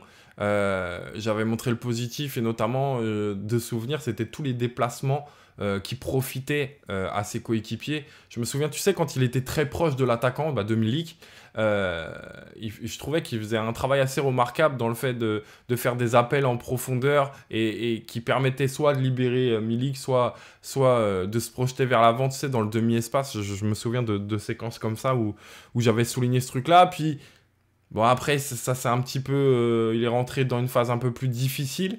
Et je m'étais permis, après avoir montré tout le positif, de faire une vidéo un peu plus négative sur les défauts et sur ce qui me semblait avoir besoin de travailler. Et puis, après avoir vécu cet épisode un peu compliqué, je trouve qu'il revient bien. Euh, je trouve surtout qu'on a là encore, à l'image de Milik, un joueur qui a trouvé sa place dans ce dispositif en 4-4-2 qui lui convient, me semble-t-il, très bien. Euh, et Ouais, effectivement, puis bah, au aussi, fur et à mesure des mois, forcément, ce côté leader ressort au fur et à mesure, quoi. On est d'accord puis là-dessus. aussi, voilà, on l'a dit tout à l'heure en off, c'est un joueur collectif. Ouais. Ce n'est pas un joueur qui va prendre le ballon, qui va dribbler Ouais, c'est un joueur qui est 3-4 dépendant joueurs, du collectif, ouais. qui va faire une course de 20-30 mètres balle au pied. Mm. C'est un joueur qui dépend du collectif. Quand on se souvient de ce début de saison-là, de l'OM, où il vient juste arriver en Europe, où il est trimballé tantôt ailier gauche, tantôt dans l'axe, parfois même attaquant. C'est compliqué pour un joueur avec ce logiciel-là qui se base sur le collectif, c'est compliqué pour un joueur comme ça d'exister, de s'exprimer. Donc soyons patients les amis, mais je pense qu'on a vraiment un très très bon joueur avec nous. Ok, et ben écoute, on a entendu ton coup de cœur. Euh, alors, il y a une question qui nous est posée et je pense que c'est parfait pour embrayer sur la suite et donc sur ce match face à Nice demain. Je veux citer le nom, que je ne me trompe pas. C'est Shak Toshak qui nous dit vous avez parlé de comment on va remplacer Booba quand on sait l'importance qu'il a dans l'équipe. Et on avait une autre question de Bon74 qui nous dit la question avec Gerson est comment l'utiliser contre une équipe comme Nice. Est-ce que l'on maintient le même système ou est-ce préférable d'utiliser Rongier pour ratisser le milieu? Alors forcément, eh ben on va en parler. Qu'est-ce qu'on fait contre Nice? On a vu que ce 4-4-2 en losange a plutôt bien fonctionné. Maintenant, on sait que ce choix a été fait parce qu'on avait envie de relancer Milik, parce que Under, il était temps qu'il souffle sur le côté, Rongier également. Donc, les circonstances ont fait que, me semble-t-il en tout cas, que Sampaoli a été aussi un peu obligé de basculer dans ce système. Tu vois, je pense qu'à un moment donné, il a couché ses 11 joueurs. Il a dit, c'est ces 11 joueurs que je veux mettre sur le terrain. Quel système est le plus approprié, tu vois? Simplement, on sait évidemment contre Nice que, évidemment, il va y avoir le retour de Under. Est-ce que tu Oui. l'intègres à ce système? Camara est absent. Est-ce que tu remplaces tout simplement Camara par Rongier? Voilà. Comment tu vois les choses? Et notamment, j'ai cru voir l'info qu'aujourd'hui, en conf de presse, il aurait fait plus ou moins comprendre que ce 4-4-2, c'était justement parce qu'il s'était adapté et que c'était pas forcément quelque chose dans lequel il avait envie de poursuivre. Moi je pense qu'il va revenir sur du classique, hein. Je pense qu'il va revenir sur du classique. Maintenant, sur ce qu'on a vu depuis le début de saison, c'est le dispositif sur lequel il travaille. Maintenant, la question, c'est pour moi, la question, c'est pas est-ce qu'il va reproduire ce 4-4 de losange? Pour moi, non. Pour moi, la question, c'est est-ce qu'il va de nouveau faire appel à Milik et cette fois-ci le titulariser sur la pente de l'attaque de l'OM? Pour moi, c'est vraiment ça l'inconnu. Je le vois pas vraiment continuer sur ce 4-4 de losange, même si pour moi, ça pourrait être une bonne idée face à Nice, parce qu'on sait que Nice possède un gros milieu de terrain avec beaucoup de densité. Et face à ça, justement, les trois milieux de terrain là, même si tu remplaces Camara par Angers, qui entre parenthèses fait une excellente rentrée à ce poste-là de sentinelle face à Angers, je pense que ça serait une bonne réponse face à ce milieu-là. Mais honnêtement, Sampaoli, je le vois plus jouer sur ses forces et nous ressortir la tactique habituelle. Qu'est-ce que tu en penses, toi, de ton côté? Alors, j'allais te reposer une question. Là, tu nous as dit ce que tu penses que va faire Sampaoli. Toi, Ouais. tu es Sampaoli. Tu te rases la tête, tu deviens un peu plus petit, tu tournes en rond dans ton salon. Euh, Qu'est-ce que tu fais? Quel serait ton choix pour jouer face à Nice, mais aussi, pourquoi pas, se projeter sur la fin de saison Voilà, si en quelque sorte, j'ai envie de dire quel est ton 11 de départ idéal et dans quel dispositif tu le mettrais. Et je répondrai évidemment à ta question dans la foulée. Franchement, c'est franchement, C'est compliqué, hein? ouais, c'est trop Ouais. compliqué. Je t'avoue que ça me donne des nœuds au cerveau vraiment Mm. de me Mais c'est demander. bien, ça veut dire qu'on a un problème de riche. Mais totalement, vraiment, c'est. T'imagines là, Kev, les gars, on est en train de se demander. Alors, on va mettre qui sur le banc? Non, c'est pas possible, on peut pas laisser Under sur le banc. Non, mais Rongi, il fait 6 mois monstre, on peut pas le laisser sur le banc, c'est pas possible. Attends, on vient de prendre Bakambu, on va le laisser sur le banc. Vous imaginez quand même les débats qu'on Ouais, se pose, mais c'est juste génial. Il faut se rappeler qu'il y a un an, il y avait les incidents à la commanderie, c'est vrai. on n'avait pas derrière droit, on n'avait pas derrière gauche, enfin bref, c'était n'importe quoi. Donc, tu sais quoi, je vais te laisser répondre. T'as une fibre tactique un peu plus aiguisée que la mienne, donc je vais te laisser répondre à cette question. Toi, tu verrais quoi pour la suite? C'est pareil, hein, c'est complexe. Euh, Moi, ce que j'aime bien avec Sampaoli, moi, je pense que ce système-là qu'on travaille depuis le début, il faut surtout pas tourner la page parce qu'on a réussi un match en 4-4 de Losange et que d'un seul coup, ah, ça y est, on a trouvé la solution pour faire briller Milik et tout. Je pense que l'occasion a fait que c'était parfait pour faire briller Milik.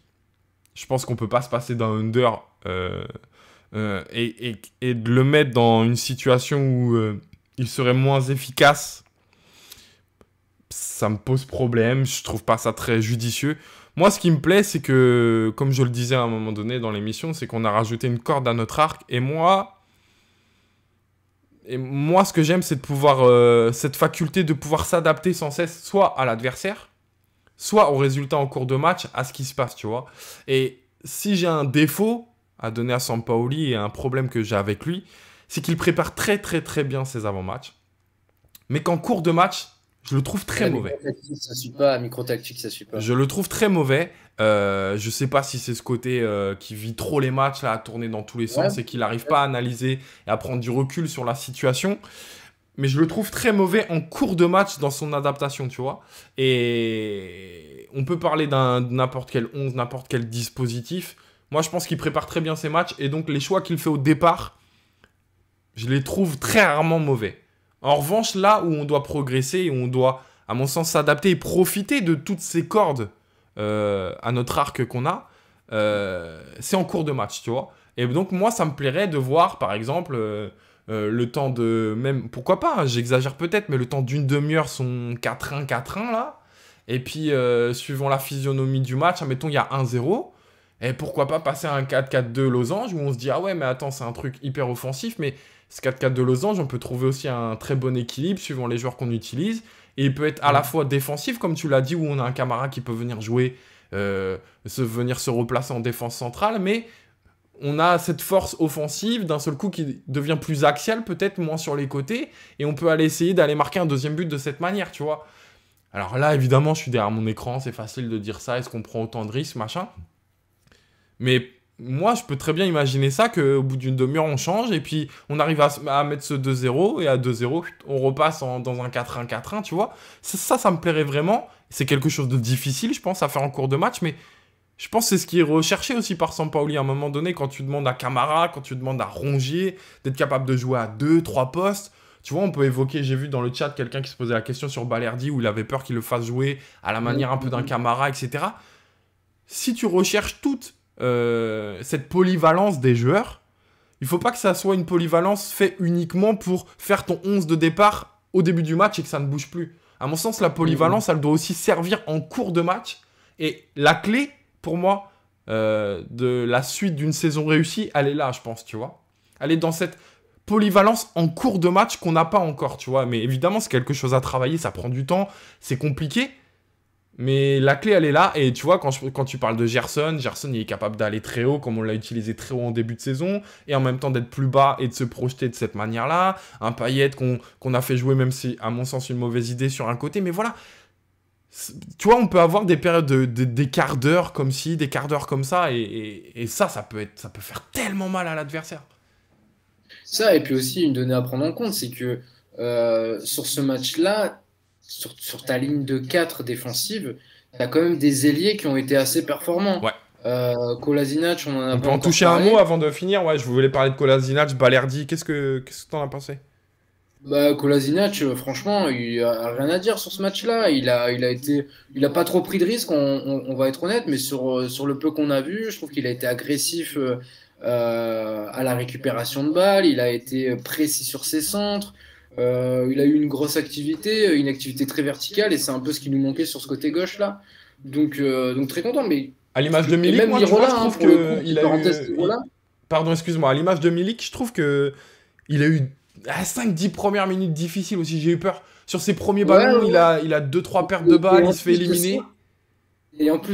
franchement, au bout de 15-20 minutes, je l'ai vu là, tout transpirant, etc. Je me Ouais, suis dit, oulala, il est cramé lui ou quoi? Et en fait, il a eu ce second ouais. souffle et je l'ai trouvé super intéressant par la suite. Et petite parenthèse, Lirola, c'est pareil, il a été un peu en dedans ces dernières semaines, ces derniers matchs. Hmm, Là, tu avais fait une vidéo d'ailleurs la semaine dernière avec Under qu'il avait un peu oublié. ouais, Là, j'ai trouvé que ses partenaires se sont beaucoup servis de Lirola. ouais. Lirola a eu une grosse activité sur son côté. Il aurait pu mettre une passe décisive quand il la donne, pareil, à Milik. Quand Milik fait les deux trois pas en arrière, ou Milik, rappelez-vous, il contrôle, il frappe et elle passe au-dessus Ouais. en première mi-temps. Oui. Donc voilà, il y a cette donnée aussi à avoir du côté de Sampaoli, c'est tu as des ailiers qui, cette fois-ci, tu peux compter sur deux ailiers performants. C'est ça que je veux dire.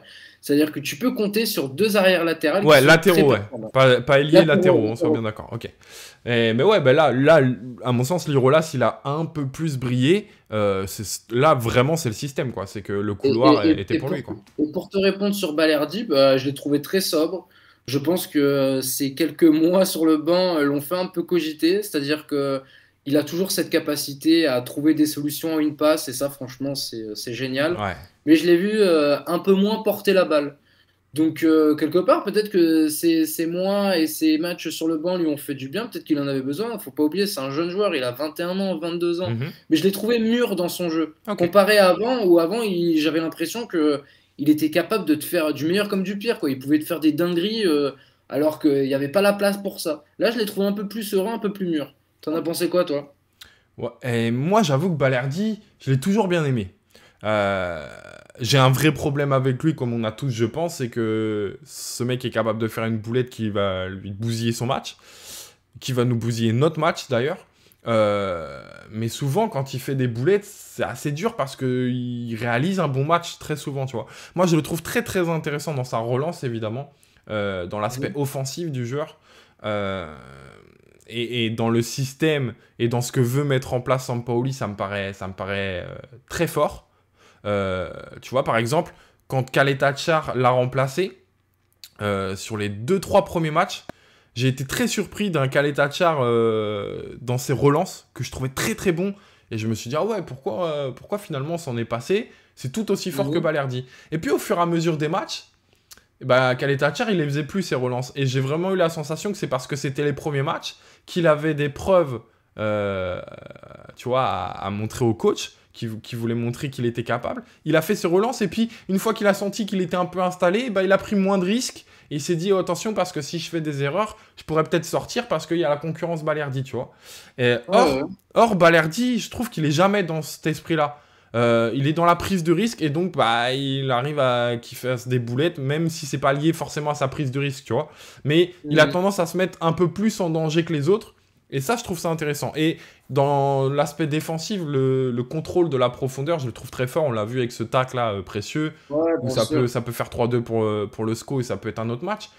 Je le trouve très bon dans ce domaine. Moi, je trouve que c'est un joueur intéressant qu'il faut surtout pas placardiser et ne perdre parce que je pense qu'il peut nous rendre beaucoup de services à l'avenir, notamment si Kaleta Char on arrive à le vendre, parce que j'y crois plus. À chaque fois, j'ai l'impression qu'à tous les mercatos, il doit partir.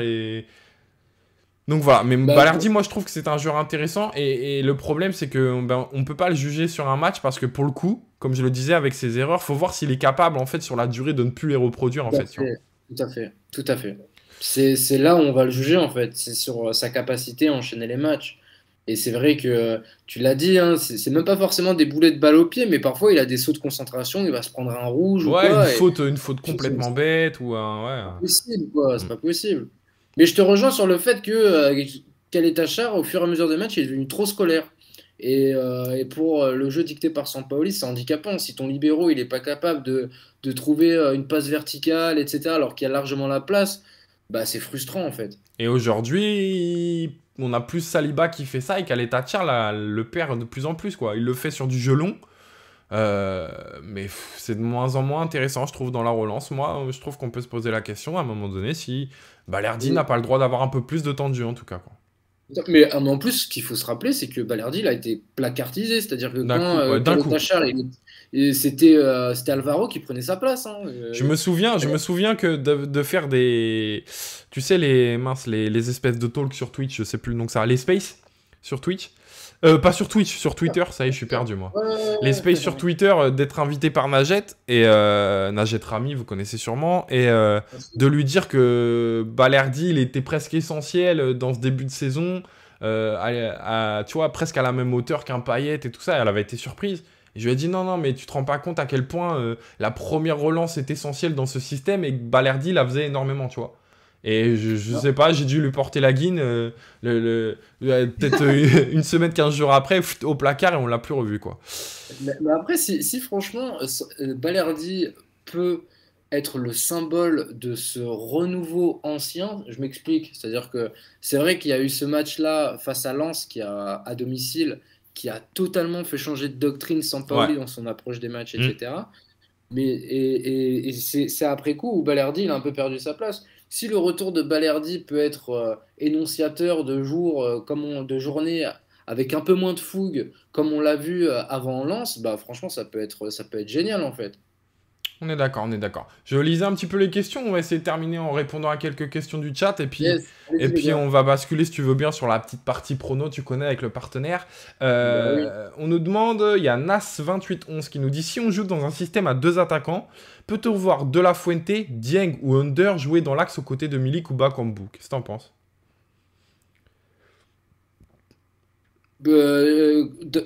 Conrad, ça m'étonnerait parce que lui, il a vraiment cette faculté-là à mordre la ligne, Ouais. etc. Donc, je pense que dans l'étau, il serait un peu mal à l'aise. Ouais. Under, why not? Parce que on l'a vu Un sur tout une petit très peu? très courte Ouais, séquence, sur c'est ce qui un s'est petit quart passé, d'heure, ouais. c'est ce qui s'est passé. Et puis Under, il a de la bouteille, il est intelligent et on peut aussi lui demander d'occuper ce poste-là dans l'axe et aussi de décrocher. Donc Under, pourquoi pas, mais franchement, Conrad, je le Et vois pas du Dieng, tout. il parle de Dieng aussi. Ah, Dieng, par contre, oui, totalement. Franchement, Dieng, On est d'accord. purée, j'ai trop hâte de le revoir. Il est capable de tout faire, Dieng. Même quand il était seul dans l'axe, il a été efficace. J'imagine qu'accompagné d'un grand Milik, il peut être extraordinaire, ce joueur. Totalement. Ouais, je suis entièrement d'accord, hein, j'ai rien à ajouter là-dessus. Je, je vais être honnête, Dieng, j'y croyais moyen et il m'a énormément surpris, notamment à la CAN, là, il a fait des vraies choses. Donc j'ai hâte de le revoir, voir Et même sur ces 6 premiers mois de la saison, non, t'étais pas convaincu. si, mais je sais pas, j'avais la sensation que c'était un peu sur l'euphorie, euh, quand même beaucoup de déchets avant de parvenir à en finir une. C'est vrai. Donc il y C'est avait ce vrai. côté-là qui me faisait un peu peur, tu vois, et c'était surtout, on aimait beaucoup parce que c'était un profil différent qu'on n'avait pas. D'un coup, ça apportait de la vitesse, de la profondeur. Et effectivement, hein, c'est très intéressant. Mais j'avais peur que on le monte un petit peu trop rapidement de par son profil, parce qu'il était manquant, de par le fait que, tu vois, on l'a ramené et que d'un seul coup, tu sais, on aime les petits joueurs qui Ah viennent de oui, nulle part, qu'on totalement. fait découvrir, etc. J'ai un peu peur de ça, mais quand je vois la canne qu'il a fait et tout, bah, force est de constater que voilà, j'attends que ça se confirme, mais c'est du très bon. Ne serait-ce que le penalty là, moi je vais pas te mentir, hein, quand il allait tirer le penalty, je me suis dit qu'est-ce qu'on fait? On va le flinguer s'il le met pas. Bah, il le met, chapeau quoi, bravo, rien de Mais, plus à mais dire. ça, c'est l'une des premières choses qui m'a vraiment surpris de manière très agréable avec lui, c'est sa spontanéité. C'est-à-dire que c'est un joueur, il se pose aucune question. Ouais, Le il peut mec, il nous avait apporter ça, ouais. 20 ans, 20 ans, il arrivait du Sénégal, il se posait aucune question. Mais même dans les matchs amicaux, l'intersaison, etc., Ah il ouais. était là, il prenait la balle, il driblait, etc. Et ça, pour le coup, moi, j'adore les joueurs qui se cachent pas. J'adore les joueurs qui ont un truc, un supplément en plus. Et je le retrouve chez lui. Mais je te rejoins sur le fait et heureusement, il a que 21 Bien ans, sûr, il bien a sûr. beaucoup, il a beaucoup d'axes d'amélioration et Ouais, parfois, il peut avoir beaucoup de déchets. ouais. Ouais, bien sûr. On a une autre question, bah, je crois que c'est encore Nas qui est très actif, merci. D'ailleurs, Il y a Nas qui nous a suivis, il y a Trésor, il y a No Flame No Game. Je sais qu'il faut dire ça sur Twitch, faut dire tous ceux qui nous ont suivis. Tout. Donc merci à tous. Il nous posait une question, il nous disait pourquoi pas un 4-2-3-1, Rongier latéral, Payet en 10 et nos 3 attaquants. Qu'est-ce que t'en penses toi? Tu penses que... Ouais, comment dire? Tu penses qu'à un moment donné, il faut qu'on mette toutes nos... C'est une vraie solution de mettre toutes nos forces en présence, c'est-à-dire Under, c'est-à-dire Milik, c'est-à-dire Bakambu, c'est-à-dire Payet. Est-ce qu'on doit passer un peu au-dessus du système et se dire on met tous nos offensifs parce que ça peut faire vraiment des gros dégâts? Comment tu vois les choses? Non, après, il faut pas confondre, hein. Rongier, il a plus un boulot d'ailier que de latéral droit. Je parle sous ton contrôle, Kylian, dis-moi si je me trompe. Mhm. Je pense que vraiment le mettre dans un poste, euh, je pense pas que cette idée-là soit la bonne de se dire, bon, allez, on va faire notre équipe fut, on va mettre Ouais, nos c'est ça, meilleurs ouais. joueurs. Ouais, c'est ça. Non, non, non, au bout d'un moment, je pense qu'il faut respecter le football. Et quant à Lirola sur le côté droit, qui pour moi a fait une très bonne partie face à Angers, qu'il faut se souvenir de ces 6 mois l'an dernier qui ont été énormes, qui ont convaincu Longoria et McCourt de faire un chèque. Tu peux pas dire à Lirola, tu vas rester sur le banc et je vais mettre Rongier latéral droit, tu vois. Surtout que Rongier, on l'a vu face à Angers, ce match-là face à Angers, on fait qu'en parler, mais c'est normal, c'est le débrief. Ben, c'est pareil, il rentre, il fait une super entrée, tu Ouais. vois. Donc, ça serait en fait, ça serait une double mauvaise décision. Tu te prives d'un arrière droit de métier et tu te prives d'une potentielle rentrée de Rongier dans l'entrejeu qui peut être ultra décisive. Non, ouais, puis dans l'équilibre et tout ça, là, faut pas tout... Enfin, ta comparaison, elle est drôle, mais elle est très juste, quoi. On n'est pas dans FUT, on n'est pas dans... On n'est pas dans Sora où je suis à fond dedans en ce moment-là. Voilà, on n'est pas dans le truc où... Mais sinon, après, le 4-2-3-1, après, franchement, je serais curieux de voir ce que ça donne, hein. Mais dans ce cas-là, ouais, tu es obligé de mettre soit Camara, soit Gerson, soit Guendouzi sur le banc, quoi. Ouais, c'est ça, il va falloir faire des choix, On va faire mais des voilà, comme on le disait, c'est un problème de riche. On Ou, est... ou- ou pourquoi pas mettre un Gerson à la Matuidi sur le côté gauche, hein, ça peut être une solution aussi. Il l'a fait un petit peu, hein, me semble-t-il, je crois. Il l'avait fait un tout petit peu, Ouais.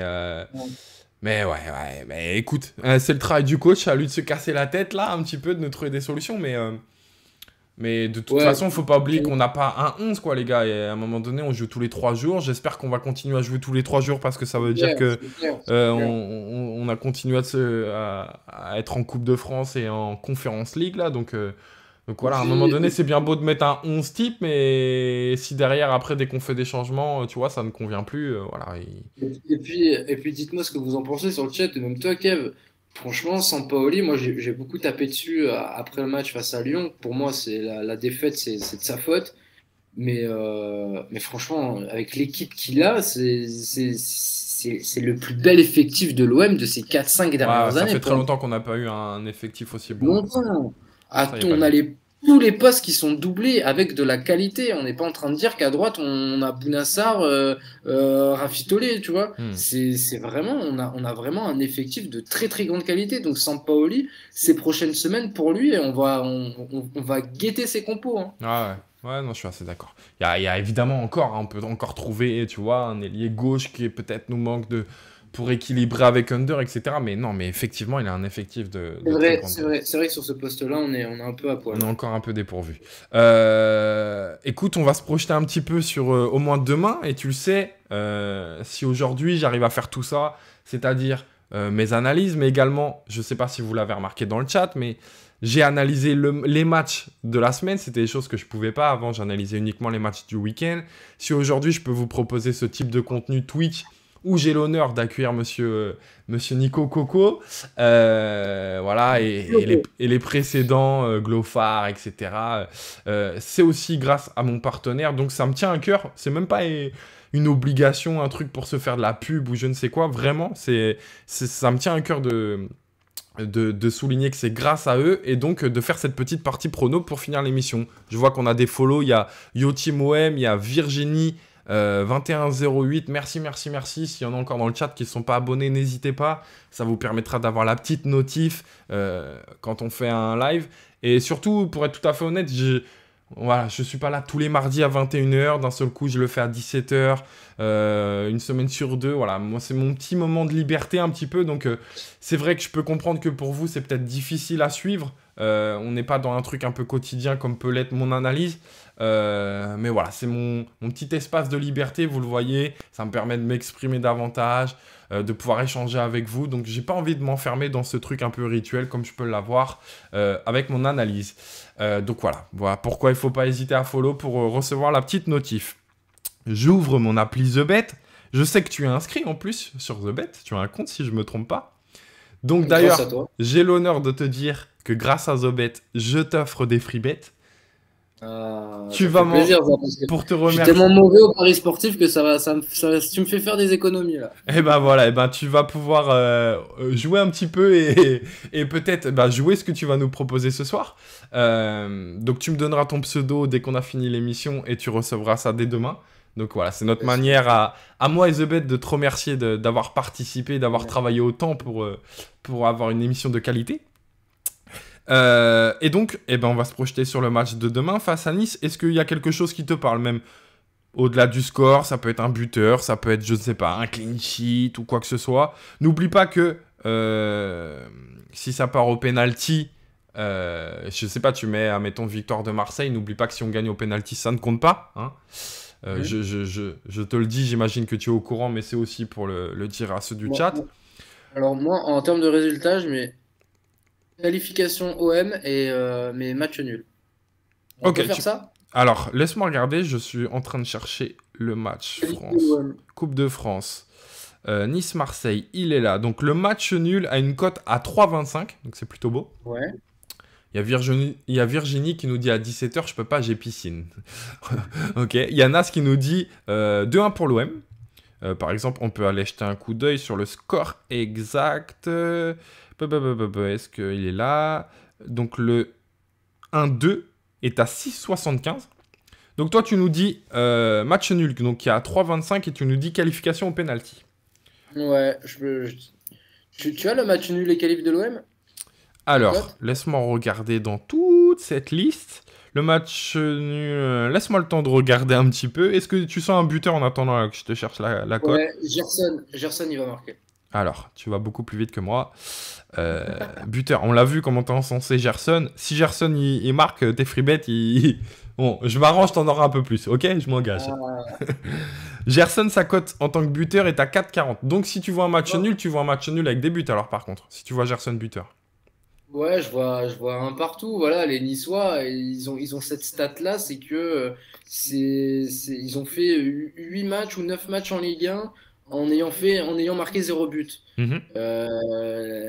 L'autre équipe qui fait pire, c'est Metz. Donc c'est une équipe qui marque pas trop de buts, mais qui en même temps est très forte défensivement.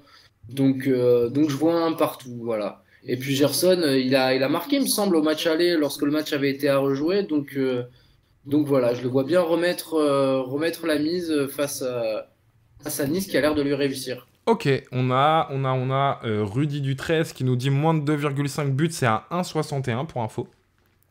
On a Bon74 qui nous dit match nul et victoire de Nice sur péno. Écoute, j'espère que tu te trompes, mais t'as raison. Les paris, il ne faut pas jouer avec le cœur, il faut jouer avec la tête. Donc si tu sens les choses comme ça, même si c'est pas ce qu'on espère, faut pas hésiter encore une fois. Piqûre de rappel, ça me tient à cœur de le dire aussi, et ça tient à cœur à TheBet qui ne cesse de me le répéter. Jouez tranquillement les gars, jouez ce que vous pouvez perdre, ça reste un jeu dangereux. Hein. Donc allez-y mollo, faites attention. Et jouez avant tout pour le plaisir. Hein. Ne mettez pas des grosses sommes en jeu si ça peut vous mettre en difficulté derrière. Franchement, allez-y mollo et n'oubliez pas, c'est uniquement pour les majeurs. Moi, qu'est-ce que je pourrais te dire? Ça va être un match compliqué. Ouais, je pourrais être assez d'accord sur ce match nul là, cette cote à 3,25. Ouais, ça va pas être simple, même si on a vu Nice. Tu m'as dit d'ailleurs que tu les as vus ce week-end. Ils sont quand même dans une phase un peu difficile dans le jeu. C'est quand même pas terrible. Mais même leurs attaquants, ils sont un peu à la tête en dessous. Hein. Dolberg, je sais pas s'il va être remis du Covid parce qu'il était forfait du Covid ce week-end. J'ai cru lire aussi dans le chat que Attal serait pas là. Ouais, Attal, ouais, il s'est blessé à l'épaule ce week-end. Ok. Delors, il est en plein doute. Gouiri, il manque de réussite. Franchement, l'attaque niçoise, elle est un peu en dessous en ce moment. Donc je vois bien ce match nul là. Puis franchement, si je dois parier, je dois perdre mon argent et que l'OM se qualifie, franchement, je suis content. Ouais, ouais, c'est vrai. Il y a Virginie qui nous dit ils ont des absents à Nice. Alors ça m'a fait un petit peu sourire jaune parce que c'est le genre de discours qu'on tenait face à Lyon, je vous rappelle. Donc voilà. Allez, si je dois me prononcer sur un buteur, j'ai envie de croire en Milik. Milik, j'ai envie d'avoir sa confirmation. Milik à 2,55, sachant qu'il tire les Ouais, pas pénaltys. mal. Moi, j'aime bien ça. Alors, pas les Ouais, pas pénaltys mal. sur la séance de tir au but, mais si on a un pénalty pendant le match, ça va être Milik qui va le prendre, qui les tire plutôt bien avec sa course un peu particulière. À 2,55, je pense que si Milik qui commence à enchaîner les bons matchs, sa cote elle va très vite descendre en dessous de 2. Donc, est-ce que c'est pas le moment de le prendre? J'aime bien. Écoutez, si je dois me C'est pas mal. prononcer, Surtout qu'il a marqué au tour précédent face à Montpellier, donc ça se tient. Ouais. ça pourrait être sa coupe, ça pourrait être le match qui lui permet de confirmer et de trouver ce second souffle pour finir la saison, quoi. Écoute, je pense Totalement. qu'on a fait le tour. Je suis obligé aussi de rappeler que si dans le chat, vous n'êtes pas inscrit sur TheBet et que vous avez envie de vous inscrire, sachez que vous avez mon code LTDLO, hein, le travail de l'ombre qui est utilisé à toutes les sauces sur Twitter, vous pouvez retrouver LTDLO. Voilà, si au moment de votre inscription, dans la petite rubrique, là, juste avant de valider votre compte, vous mettez LTDLO, vous avez l'offre de bienvenue, là où vous avez jusqu'à 150 € offerts sur votre premier pari, remboursé en free bet, je tiens à le préciser. Et surtout, soyons très clairs, si vous vous inscrivez avec mon code, eh bien, vous m'aidez tout simplement parce que je perçois une petite somme, hein, j'ai rien à cacher. J'ai une petite rémunération suite à chaque inscription et donc bah, ça me permet tout simplement, là vous le voyez pas, mais toutes les lumières là pour habiller, la webcam un peu plus de qualité, le micro de qualité, etc. C'est tout simplement l'argent que je peux reverser pour vous procurer un contenu de meilleure qualité, voilà. Que ça soit pour le montage, c'est des trucs tout bêtes, hein, mais voilà, faut les financer, les disques durs qui se remplissent avec tous les matchs que j'enregistre, etc. Donc voilà, ça m'aide à vous proposer un contenu le plus riche possible et surtout totalement gratuit parce que malheureusement, et je vais être tout à fait clair avec vous, c'est pas la première fois qu'on me tape à ma porte et qu'on me dit tu peux me faire la même chose, mais d'un seul coup on rend ton site payant ou il faut un abonnement, etc. Et ça vraiment j'ai toujours mis une croix là-dessus, je veux que ça soit... Je suis dans la vulgarisation tactique, donc j'ai vraiment envie que ça soit accessible à tous ceux qui ont envie en tout cas de faire la démarche de comprendre davantage d'un point de vue tactique les matchs de l'OM. Et donc je me suis toujours refusé ça, donc forcément, eh ben, je suis obligé d'aller trouver d'autres solutions, dont ce partenariat avec TheBet, quoi. Ben, c'est très bien. Ça te permet de vivre de ta passion, Kev. Eh ben, on est ravis pour toi. Voilà, mais tu vois, je tiens à être tout à fait clair avec les gens parce que ça me tient à cœur d'être très transparent sur ça. Et donc voilà, sachez que même si vous vous inscrivez pour simplement aller miser 15 € et arrêter, bah, sachez que vous aurez fait un super effort et que surtout vous m'aurez encouragé dans mon travail. Voilà, il y a Anas qui nous dit respect à toi, c'est très gentil. Voilà, je pense qu'on a fini l'émission. Franchement, honnêtement, j'ai envie d'aborder des tonnes de sujets. Ça pourrait durer 4 heures. J'ai l'impression qu'on n'a vraiment pas abordé tout ce qu'on avait envie d'aborder. Mais voilà, on est forcé à bout de 2 heures d'arrêter. Je pense que tactiquement, ça peut être lourd pour tout le monde. Mais en tout cas, j'ai passé un très très bon moment avec toi, Nico. Vraiment, merci d'avoir accepté. Merci d'être venu avec toute cette séquence, avec tous tes avis. Là, c'était vraiment un régal. J'espère que tu as passé un bon moment, toi aussi. Plaisir partagé, vraiment. J'ai pas vu leur défilé. Je te remercie une nouvelle fois pour l'invitation. Puis je remercie tous Avec les grand gens plaisir. qui ont discuté, qui ont échangé Ouais. avec nous. Ouais, C'est comme ça qu'on fait des bonnes émissions. C'est en parlant et en échangeant. super cool, ouais, tu vois, je vais citer quelques noms quand même, parce que je sais que vous aimez bien. Il y a Nas, 2811 qui était là, il y a Bonze 74 qui nous dit très bonne soirée de Londres, tu vois, on a été suivi par des Londoniens, c'est toujours assez ouf. La semaine précédente, j'avais des gens des îles, c'était incroyable. Voilà, on a Scaba 30, on a Vidam qui était là, on a Diego, on a Rudy du 13 qui a beaucoup interagi. Voilà, on a Virginie là qui a fait le dernier follow, Trésor, etc. Voilà, merci à tous, merci d'être là à chaque fois au rendez-vous. Franchement, c'est un vrai kiff de partager ça avec vous. Et puis, on se donne rendez-vous dès la semaine prochaine avec un nouvel invité. Je vais pas vous mentir, il y a même pas de teaser, je sais pas c'est qui. Et puis Nico, on se reverra sûrement d'ici la fin de saison ou très bientôt en tout cas. Ça sera avec grand plaisir que je te réinviterai. Avec grand plaisir, Kev. Et ben bonne soirée à tous et allez l'OM. Allez, bonne soirée les gars. Bon Allez, match pour ciao. demain.